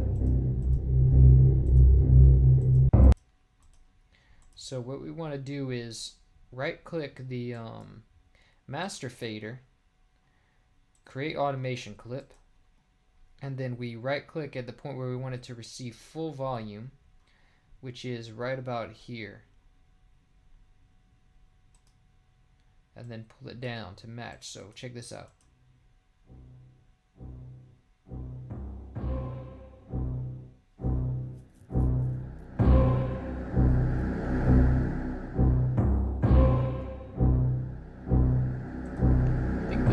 Is it just me, or does the choir sound sharp? Yeah, the choir is just a tad sharp. That's what someone said. I read that. Thought about that before you said it. I think the choir needs to be tuned now. Yeah. So let's tune it. Let me find where it is. So contact, and this choir is. So maybe it's maybe it's actually already tuned. Wait, you said sharp.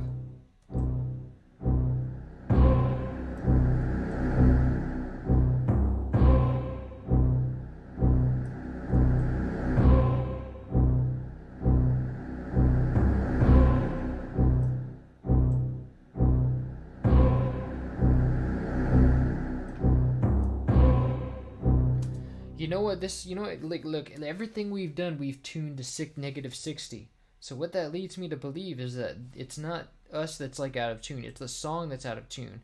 Like the song is like deliberate, is tuned down -60 because all our instruments can't randomly be -60. And plus the tuner wasn't working. So the tuner always working. So what that makes me think is that the song is actually tuned down -60 hertz. So I don't know how to, like, I couldn't really, it'd be too much trouble to measure, but I'm pretty sure that's what's happening. It looks like that's what's happening because everything is 60 hertz too sharp. So maybe it was some computer issue that the composers had to say, hey, I have to tune this whole thing up 60 hertz or 60 cents.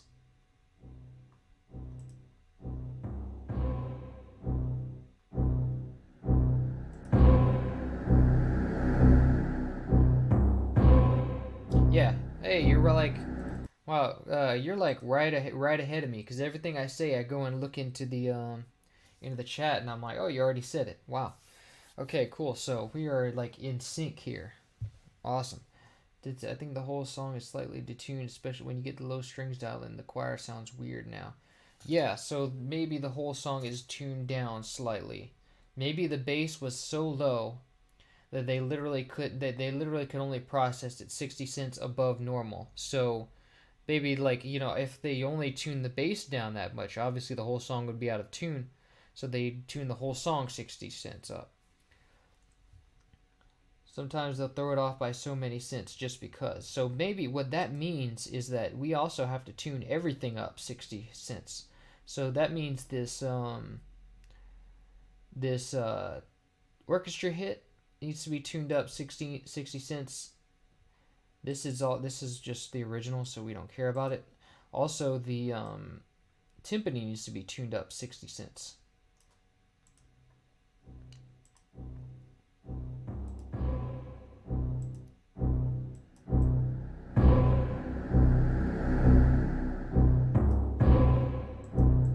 Wait, no. It needs to be tuned down 60 cents because they tuned it up in the song. So I need to correct it. I need to go down. Wait. No, because we're tuning it less. Everything basically needs to be tuned down. Because the song was tuned down.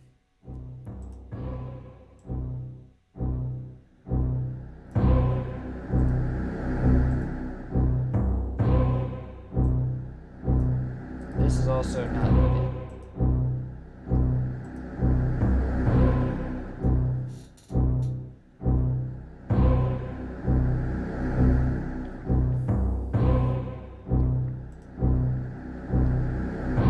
It would be possible to detune on the master, so that would be a lot more efficient of an idea, actually, to detune on the master. Thank you for suggesting that. So if we just detune on the master, we can tune all these down to regular notes.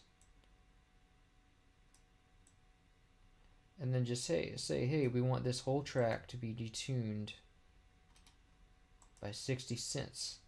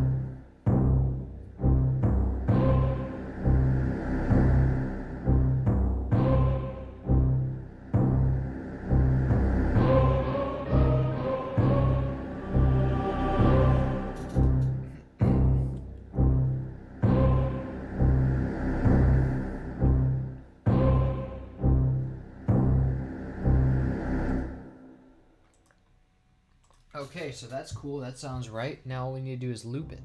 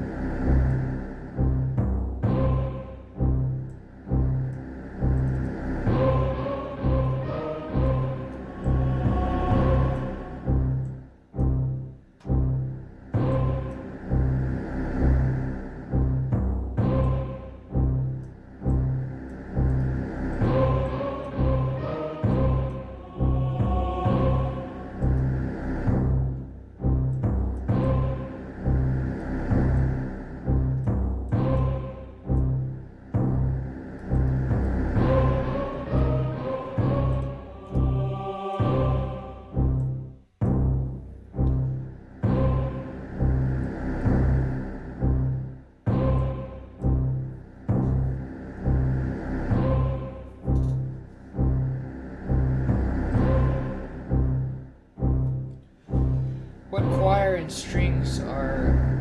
It's the Proteus Timpani. It's also the choir from the Roland Heart of Africa, and it's also the octave strings, octave orchestra from, I think, the Roland Symphony Orchestra, or it's either that or the S50, the Omni stuff, Omni Universe of Sounds or something like that.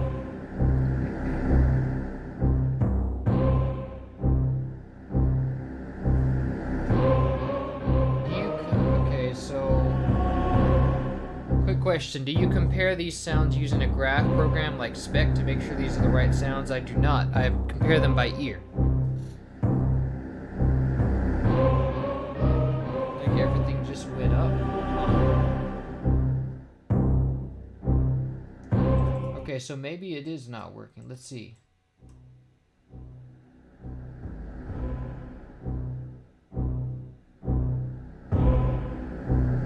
It is working.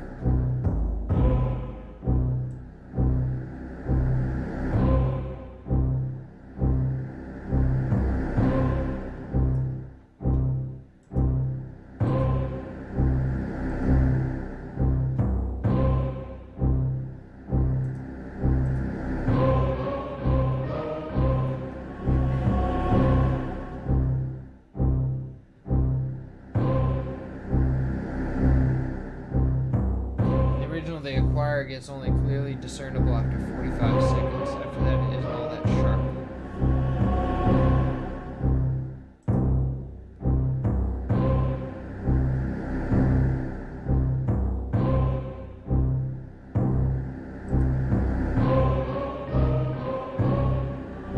So let's see, 45 seconds you said. Let me see if there's a change at 45 seconds.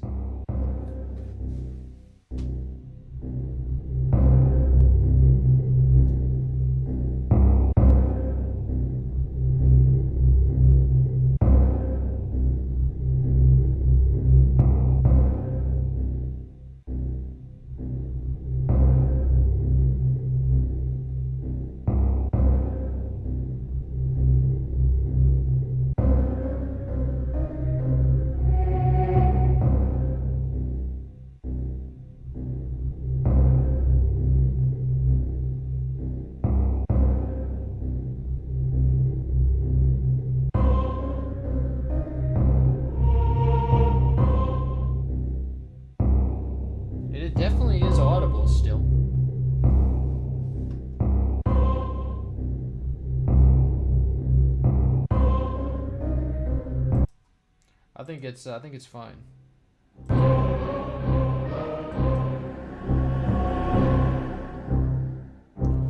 Oh, did I forget to put that other choir in? Oh wait.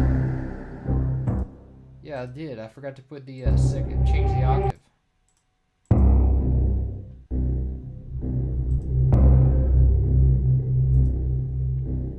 Change his octave on the second melody. So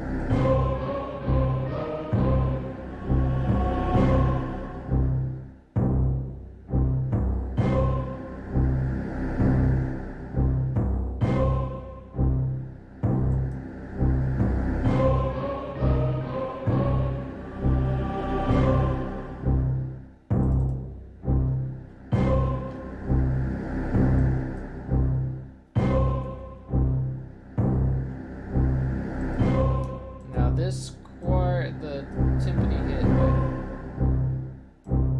might be. Actually, let's cut it off a bit. Cut off the highest bit.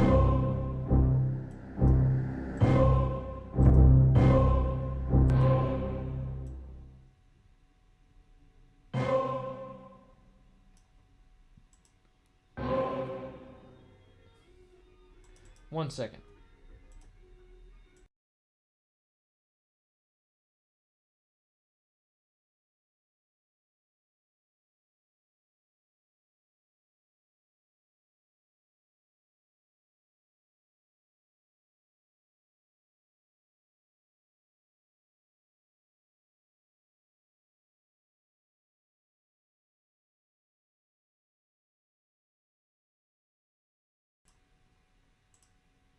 Okay, so let's see. The upper choir octave choir hits should be a bit louder. Louder, you say?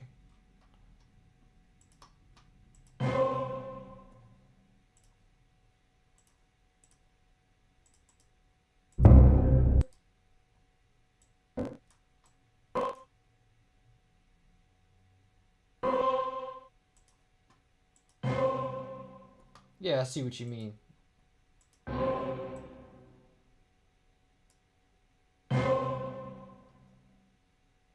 And definitely the we need to move the high pass higher to cut off the timpani.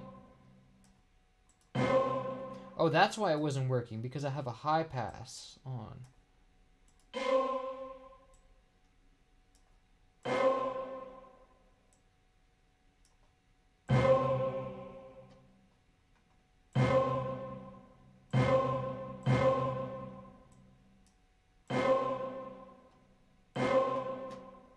That ought to work.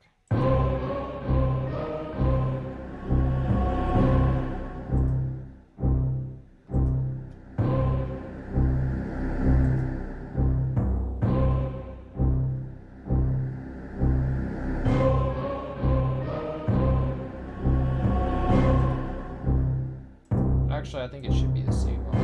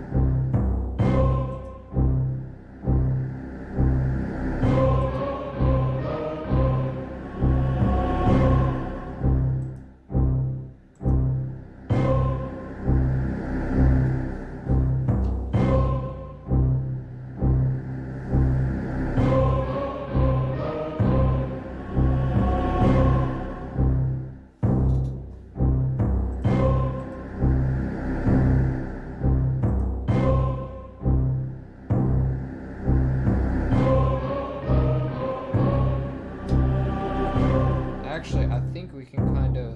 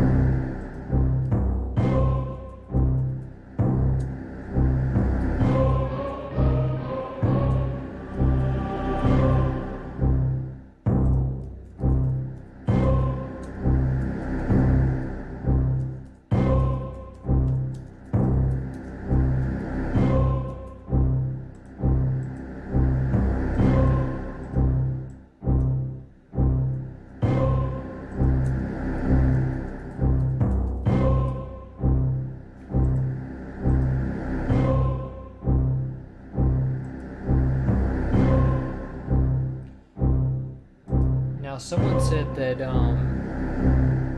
Heart of Africa is from 1995, while Super Metroid came out in 1994. Now, that is actually possible because Roland always reused certain sounds. When they made a CD, they would just compile them. So the choir might have been from a different machine. It might have been from OMI,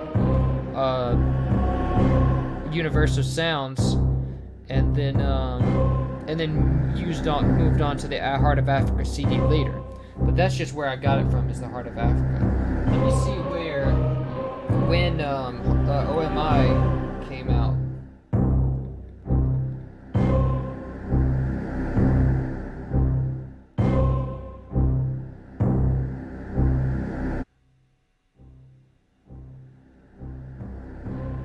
Came out in 1986, so it might have been on Universal Sounds.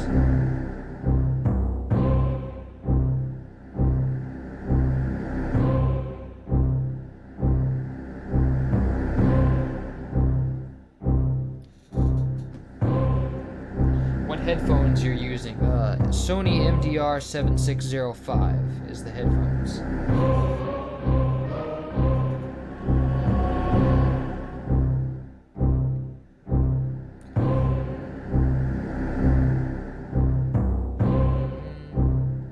This sounds pretty good.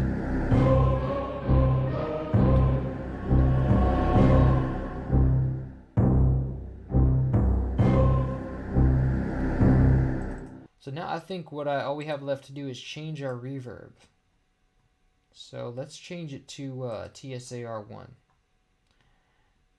And remember, these tunnels are usually pretty they're usually tunnels that we're working in Super Metroid, so we want to give it kind of a hall reverb, because it's kind of a hall shaped.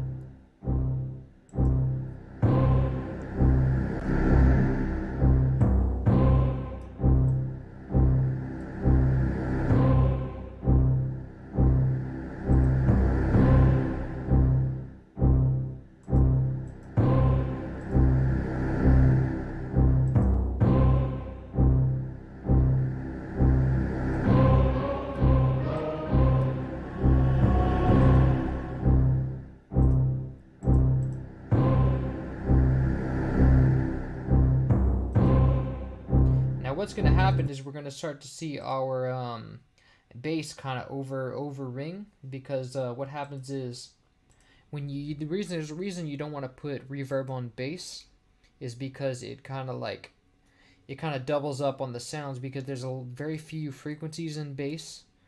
Like, there's less frequencies, so it's easier for the reverb to kind of pile up and amplify the vibration. So to remove that, you want to, what we want to do is, well, actually, so the only time I use the reverb is on the bass, is on the, well, actually, no, I use it on the choir too. So for the sub bass, let's take it out of the reverb, and also take the timpani out of the reverb, and let's make both of them use the convolver reverb. And so the thing about the convolver reverb is that I have control. I can take the impulse response and say, hey, I don't want it to ring out so much in the low end. So what's going to happen is it'll have reverb, especially if let me specify the hall reverb in particular. So it's going to have hall reverb. And for the timpani, we don't really need to, we can delete this because we're not having any other drums. So for the sub bass, what we can do is kind of put the convolver on there, just the same as before. And then, yeah, change it to hall. Actually, once we change it to large hall, we need to equalize it again.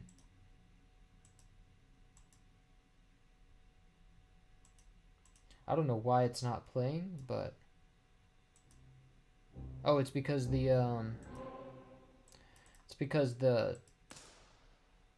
see, now we have no bass in our reverb tail, reverb response impulse.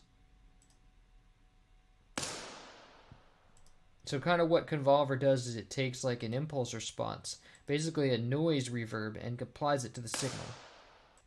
So now you get a reverb based on that. And so what happens is it's not gonna ring out any reverb on the low end. So that's gonna give us a nice, cleaner, much cleaner sound.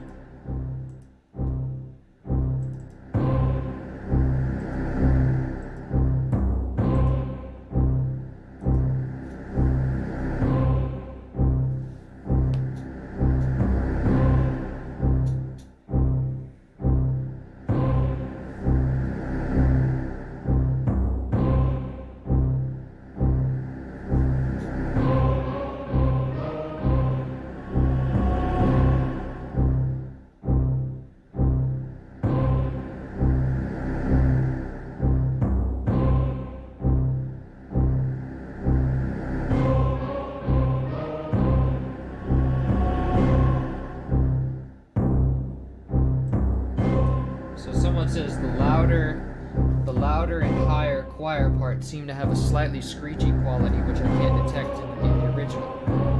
Probably because, everything's higher. So let me see if I need to remove that.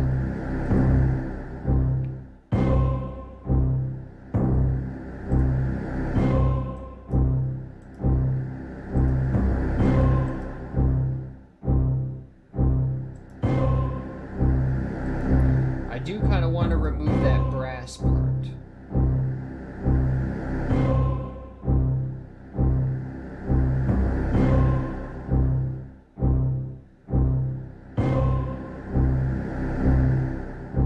So to do that, I think I'll give this another mixer track.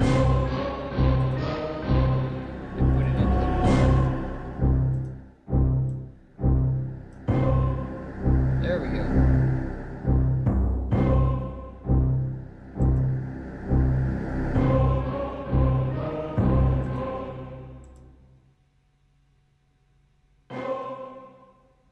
There we go, that works. The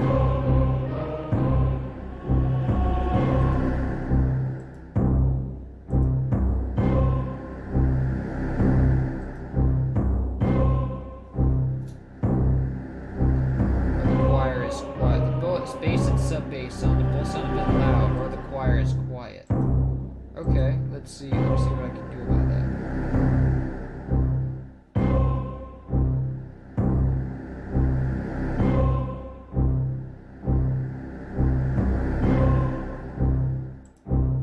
See how that rolls.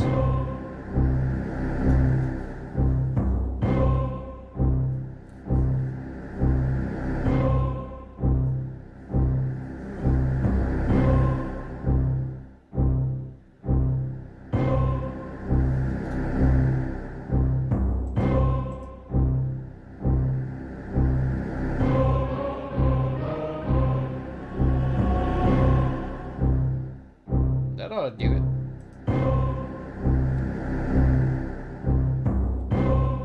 Maybe just sub bass. Okay.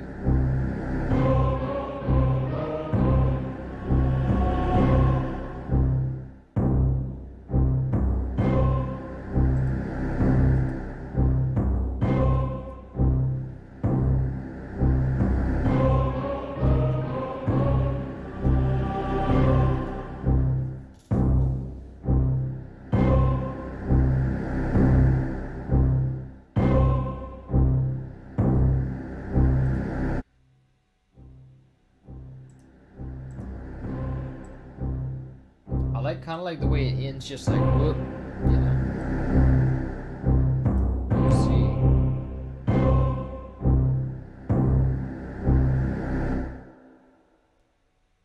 There we go.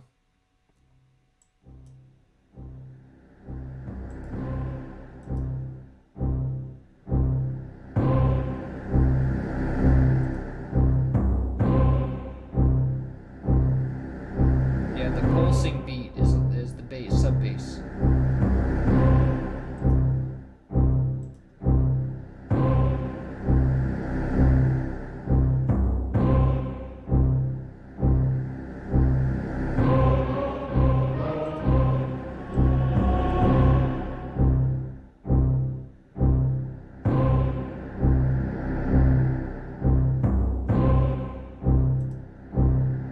Hello there. Welcome.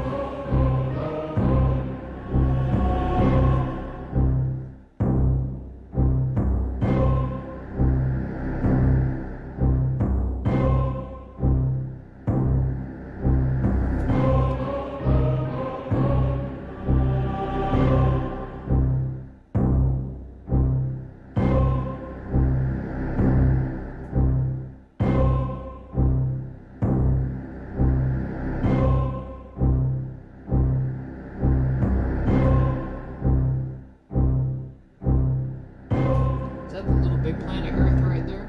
Someone's got the Little Big Planet Earth as their profile picture. Hey, I approve.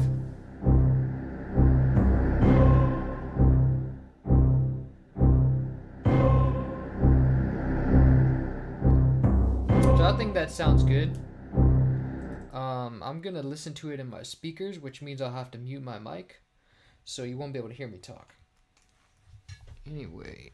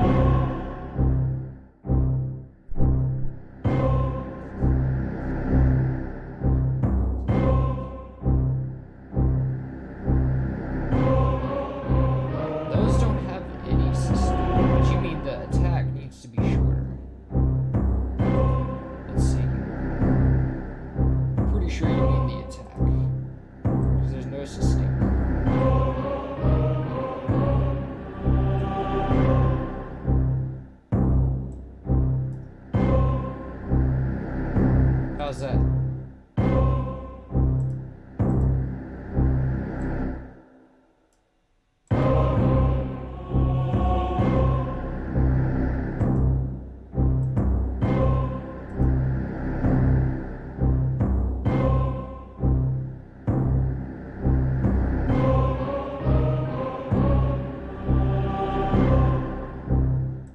Oh, right, it leads into the hit.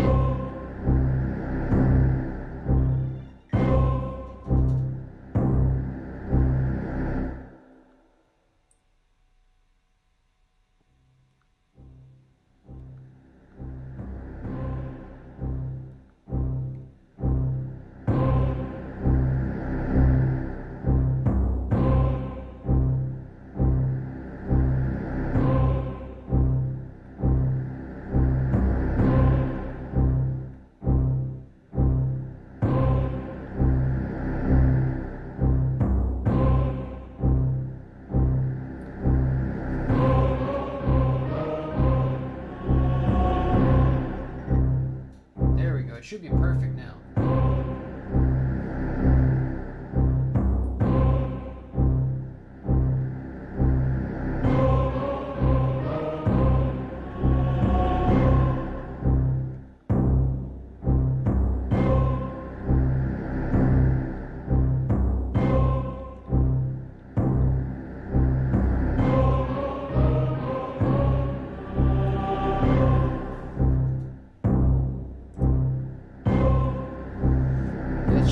It should stop just before the next hit, not overlap. Okay. Also, the fade in should be a little quicker.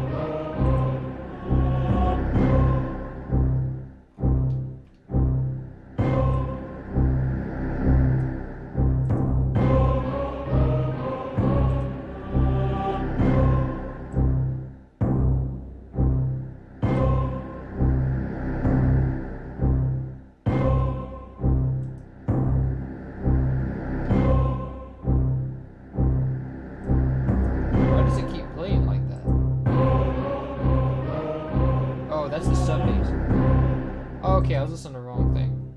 Oops.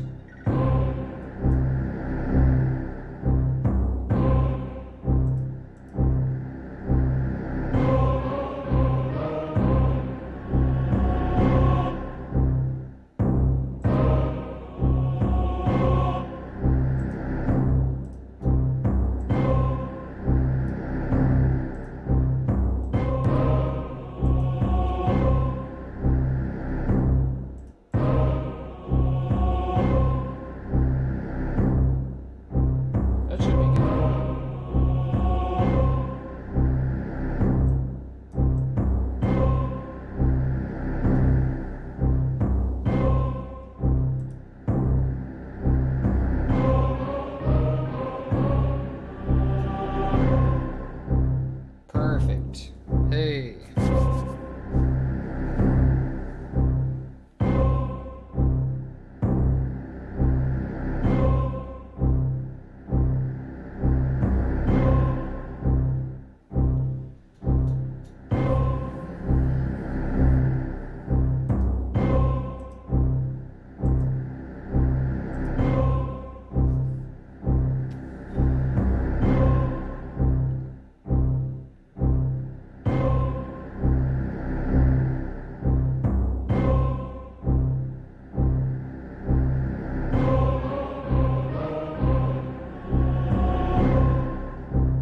Perfect. All right. Well, if nobody has any other concerns, I think we will go ahead and render the MP3 now. Let you guys listen to it, and we'll see. Let me save it as a project first.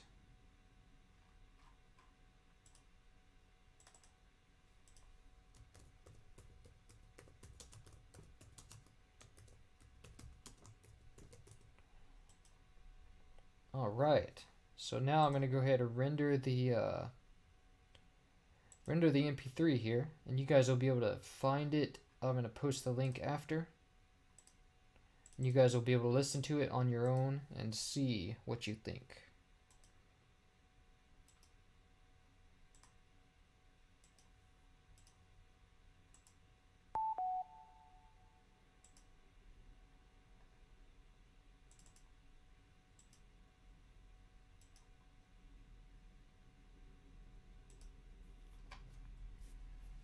A bit slow on the fade in, but perfect in timing. You mean like the curve? Because the fade in should be perfectly timed with the hit, I think. Let me see how that sounds in the original.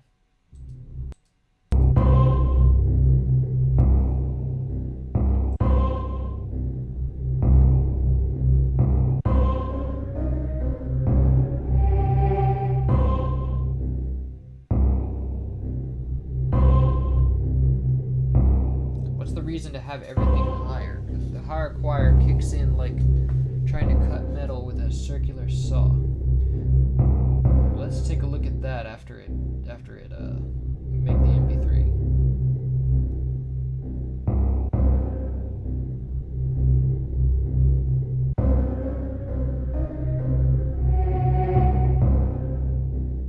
Oh, it ends before the cut. That's right.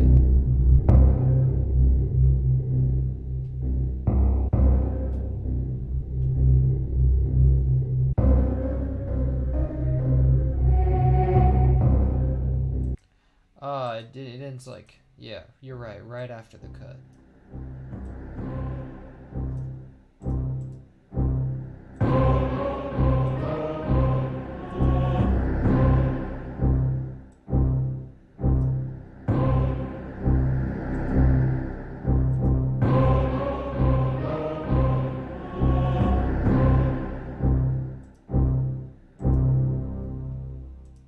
Wait a minute.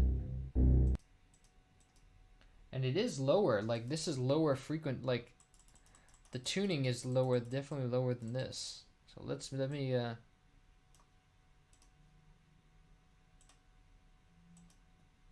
can hear it.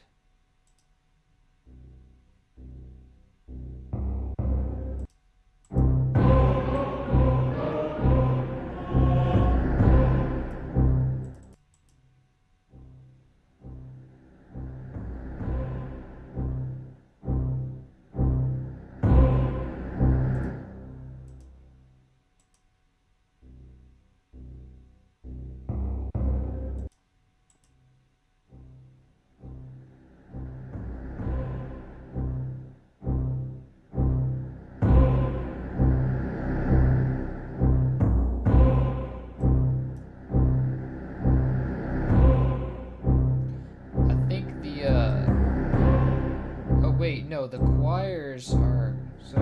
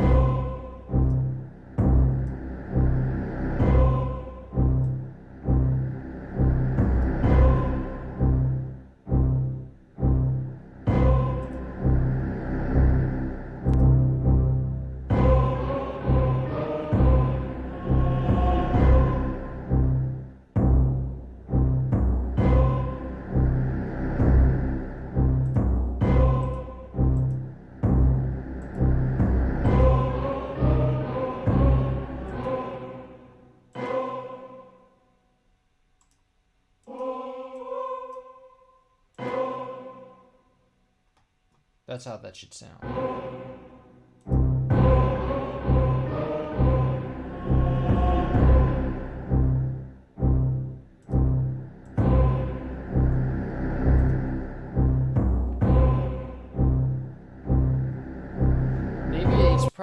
Probably just not tuning everything correctly. So if I just go back to what we originally did and set it all to -60, it's probably not tuning contact correctly is the thing.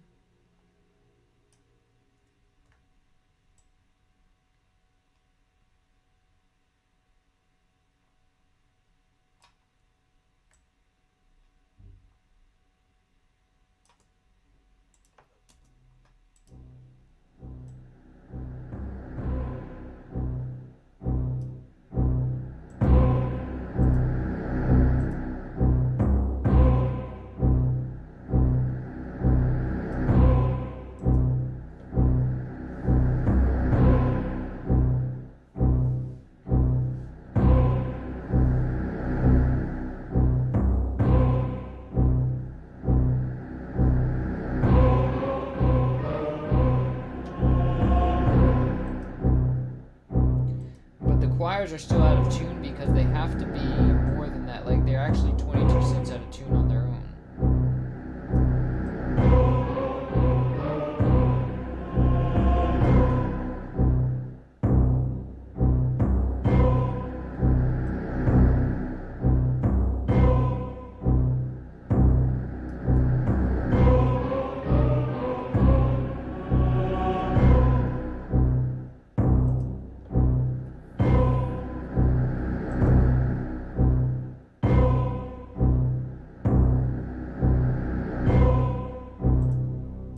Does that sound in tune? Let me see.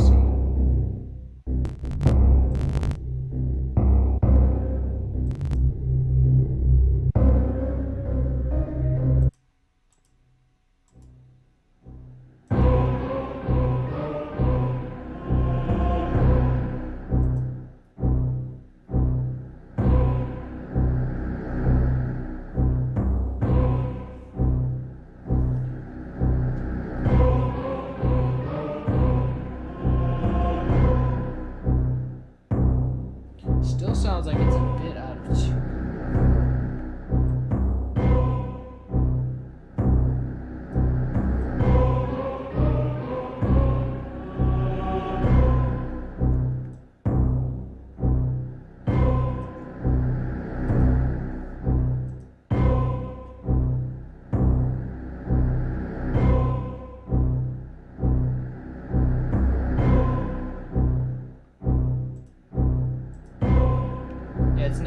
It's close. It's -58. That's okay. It's almost 60.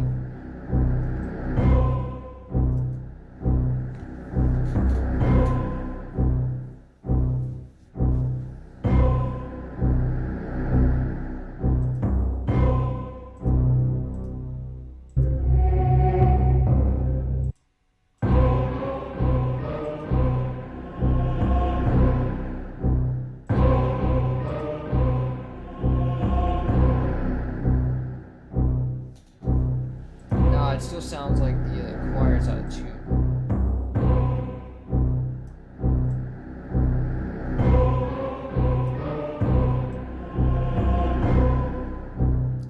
It still sounds wrong.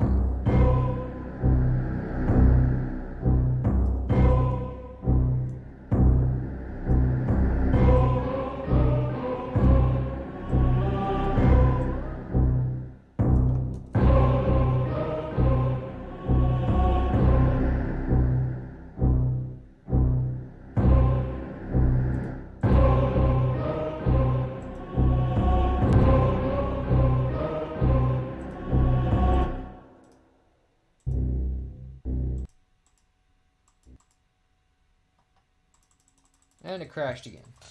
Alright, gotta take one more shot.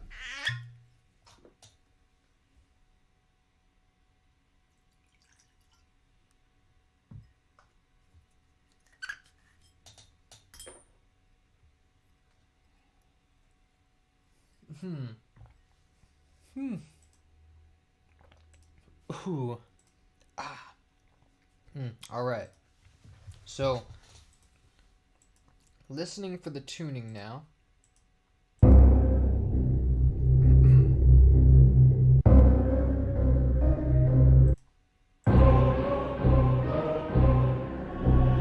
Tuning sounds right now.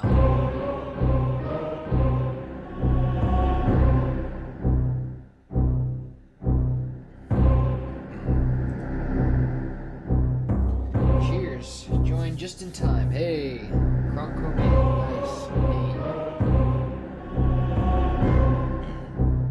Hey. Yeah, see what I think was going wrong was that the contact isn't like in communication with FL Studio as to what is the right pitch bend. So let me see. I have to make it like put them in sync.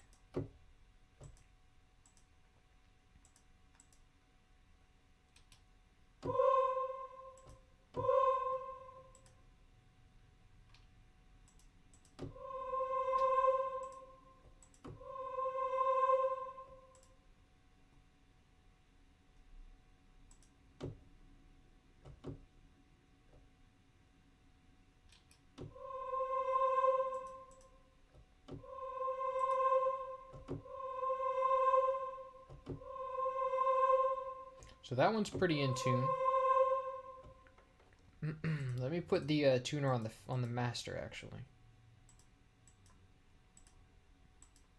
And one thing that's annoying about FL Studio is every time I change something, it refreshes the thing, which means that it's gonna say the volume meter is at 0, and it mutes everything out.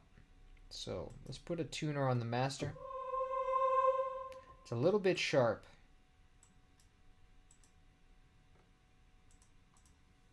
Only a little.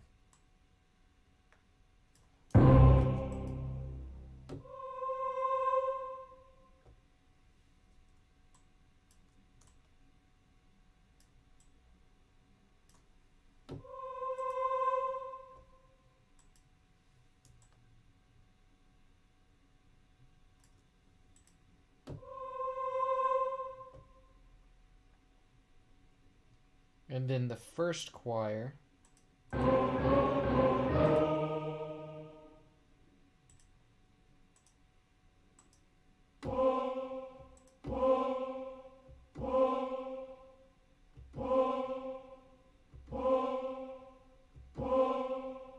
It's pretty much in tune. Keeps on jumping around, but sounds like it's pretty much good.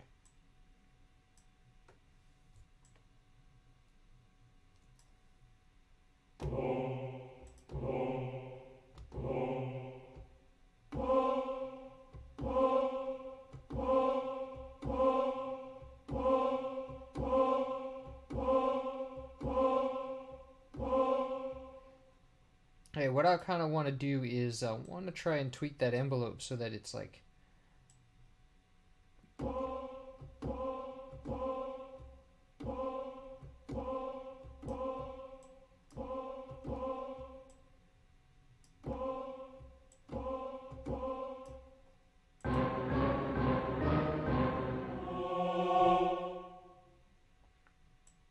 and then raise it up to match.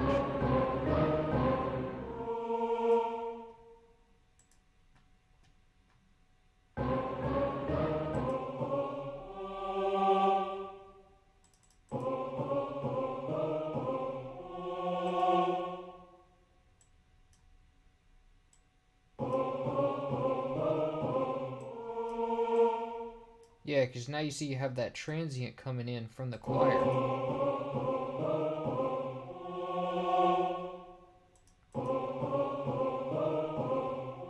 It kind of stutters, but it's still good.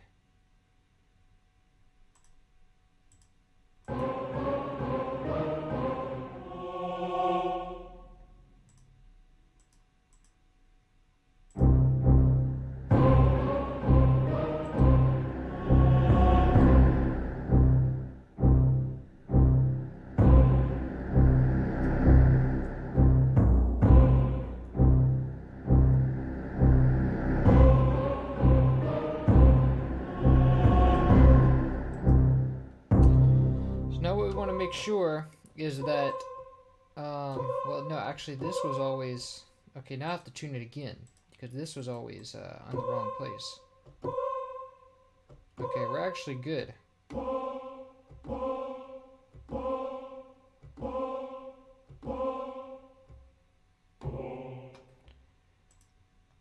Let me check it using the sustain choir.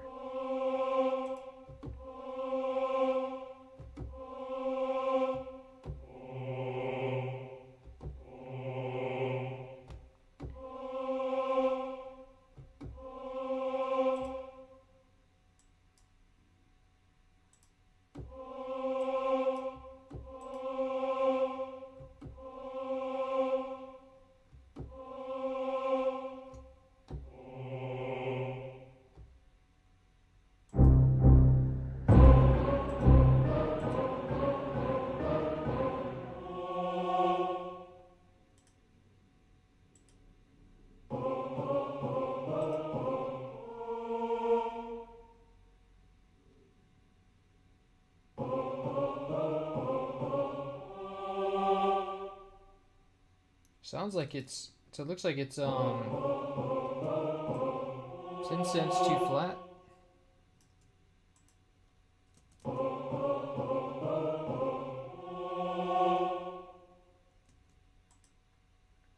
It should be F.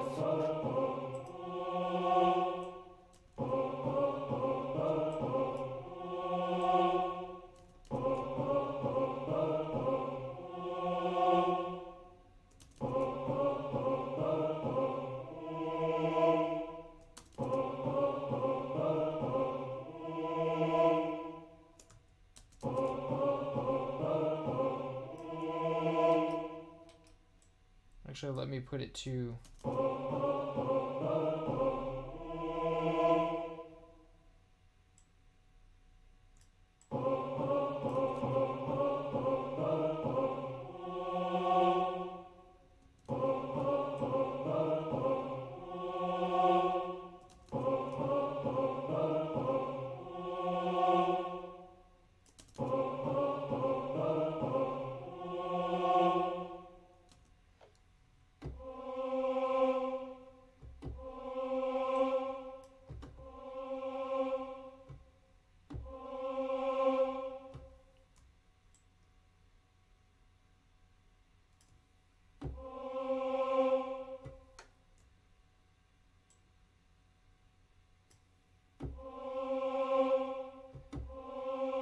I really think this thing just doesn't know what it's talking. Oh wait, it keeps resetting, that's why.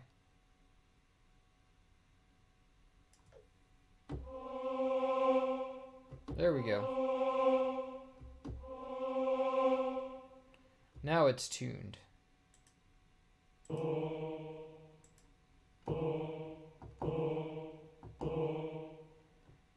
they are about negative 20 cents. They're about 20 cents too sharp.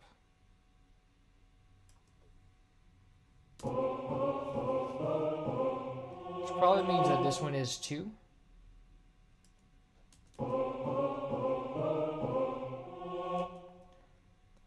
But we want to make it so that the well, now it's a borderline. So if we change it to negative 60 cents, let me see how much the volume knob actually affects it. So if I put it to 100 cent, negative 100 cents, it should go, it should be still be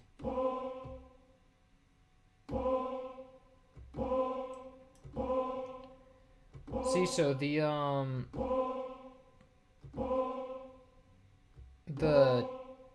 volume knob here is only doing a quarter of what it should. So if we tell it send, like maybe if we don't tell it send pitch bend range.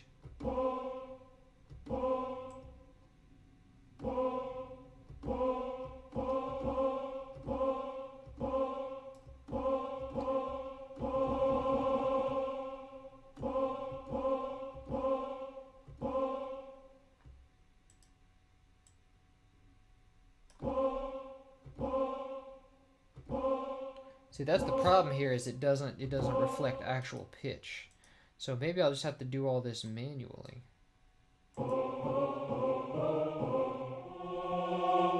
So we want it to be negative. So it's now it's 20 cents sharp. We want to go. So we want to go negative 80 for this.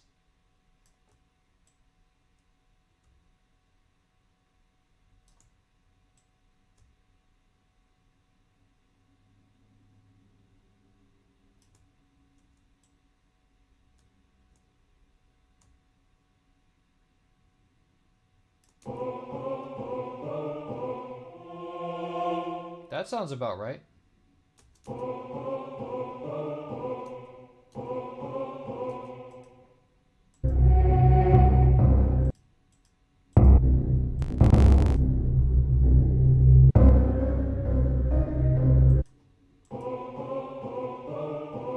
Perfect. Now what do you guys think?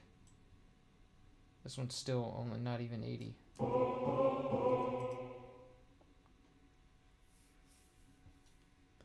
Super fine tuning comes at the end of the shop.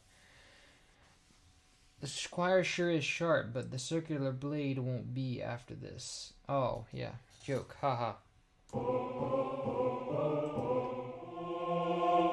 Now let's tune the sub bass.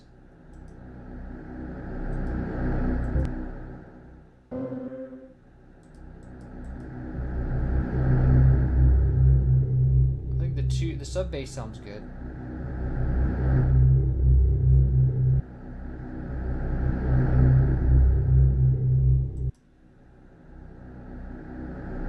Now let's check out the strings.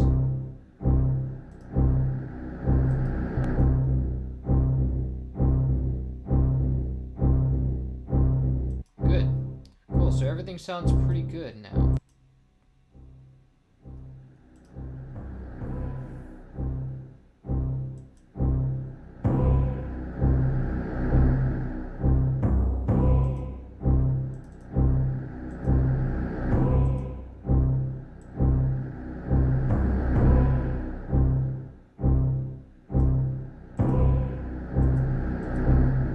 Does that first choir sound good?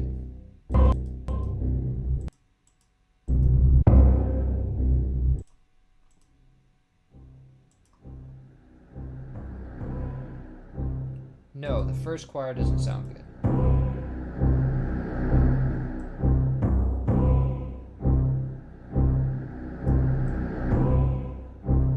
Remember, we used to have it at 60.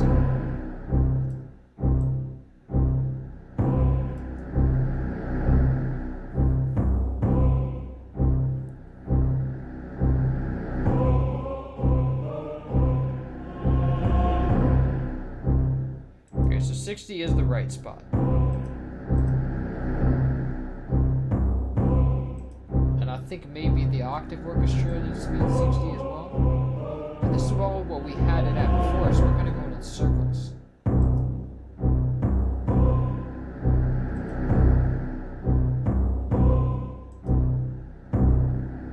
The bass that's wrong. So the bass needs to be 0. Let me see. So the bass is probably a whole octave. Let me see.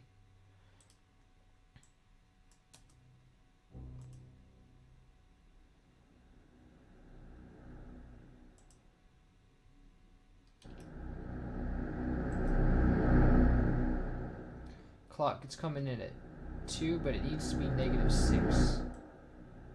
It's coming in at B.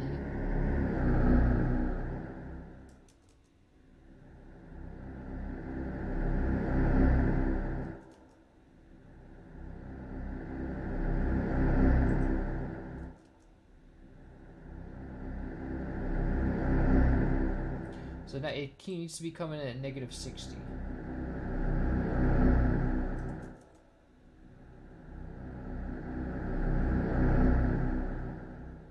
Cool, so that ought to do it.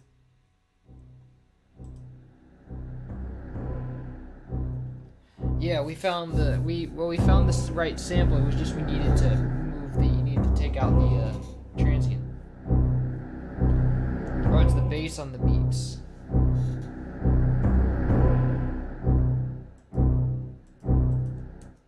But how is it now?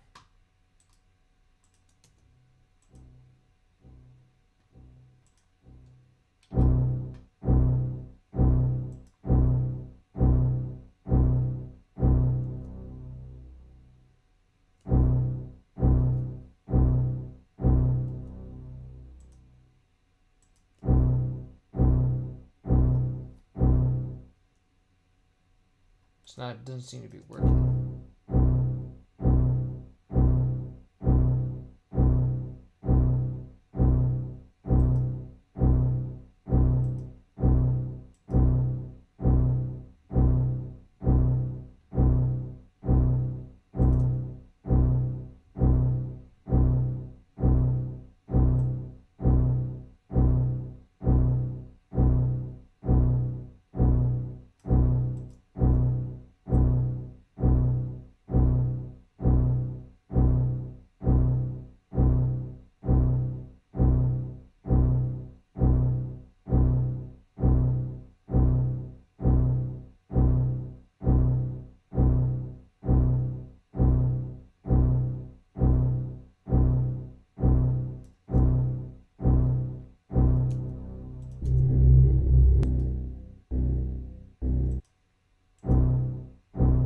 That sounds about right.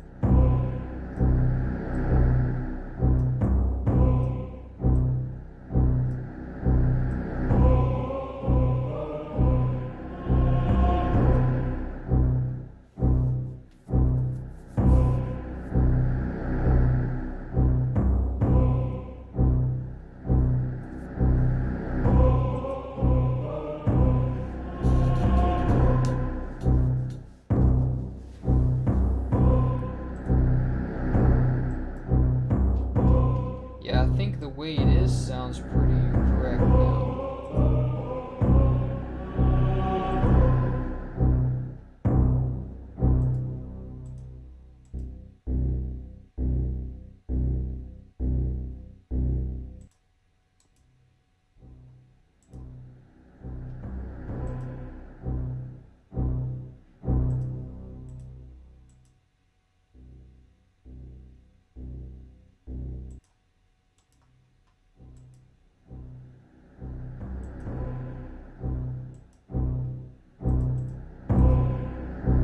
Let me try something.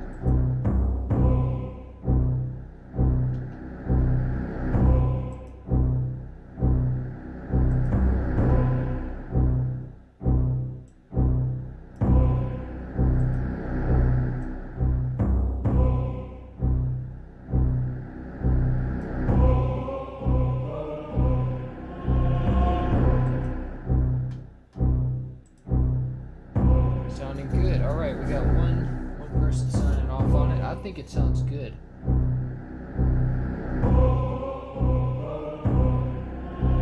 Oh wait, the choir orchestrate. I forgot about that.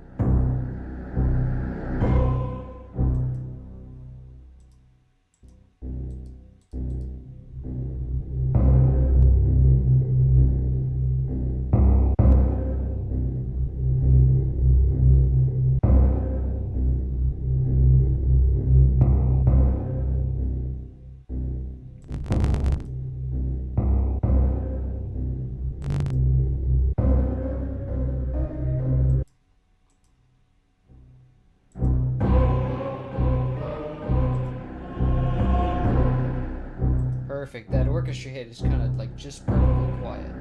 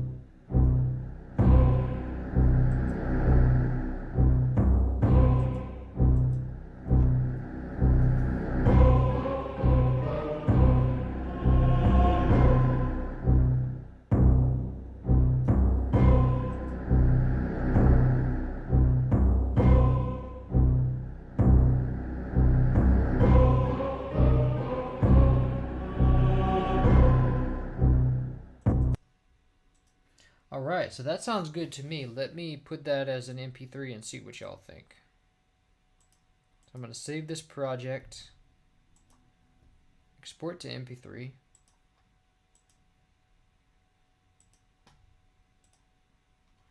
Okay, and I think that sounds really good. It's probably done, pretty much.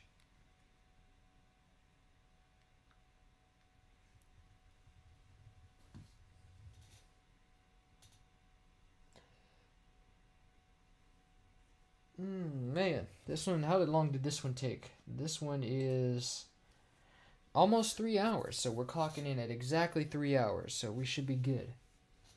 Standard time. So once this is posted, I'm gonna go and link it to you guys, and you guys can listen to it as a file of your own.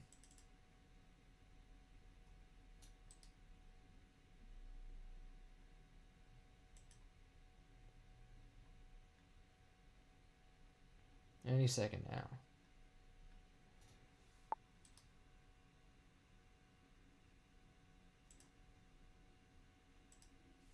Okay, check this out. How long do the DKC tracks usually take you? They usually took about 3 hours, just like this one. When I really, like 3 hours, well, sometimes it was between 3 and 6 hours usually. Yeah. So that kind of makes sense.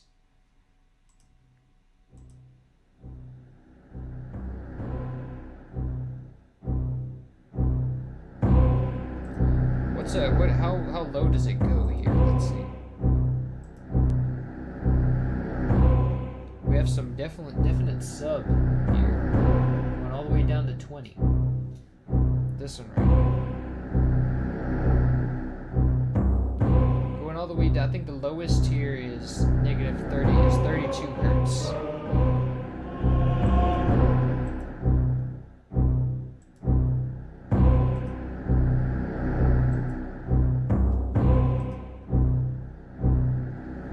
Are you planning on going back over any of these in the future if you get feedback like you did with some of the tracks, DKC tracks? I have some thoughts on Green Star. So there's yeah, I've kind of went through Green. I am planning on going back over any of these tracks. Like I'm kind of going through them as they come. The only reason I went through the DK1 tracks and made it a whole big thing updating them is because they were so old and they hadn't been updated in so long that it really made sense to kind of go and make a whole nother session out of it. But these, I'm kind of updating them as they go, so I won't make a special stream for that. I'll just kind of keep on updating them. So if you have any critiques, send them to some of my social media accounts and I'll look into them. But yeah, I have just recently updated all the Metroid tracks based on one guy's feedback who had grown up with the game. So he kind of worked with me and we kind of like made it better. So as long as you are going off the download links and not the video, then yes, I will take your I can take your feedback into account and create an update. But for now, I think this is good. Let me check the tuning one more time.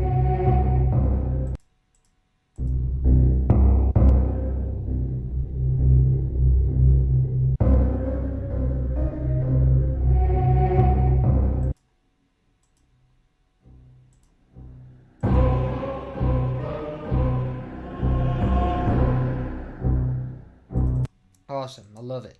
It's perfect. This actually reminds me of the track, one of the tracks from Little Big Planet. Actually, the like the darkness on the level, the darkness from Little Big Planet. It kind of reminds me with all the choirs like kind of poking in. I think they really inspired that based on Metroid. I'm gonna have to listen to that again. But I am oh, thanks Doc. Thanks Doc. Hey, what's up, Olivier? So we will have to. I think this is where we'll cut it off. We have definitely. I think it's as good as it's gonna. It's pretty much perfect now. So I'm gonna go ahead and make the video. Thank you guys for coming and thank you guys for helping me critique it. And you will see the video up hopefully later today. So now All right, so that's it pretty much. Thank you for coming and jamming.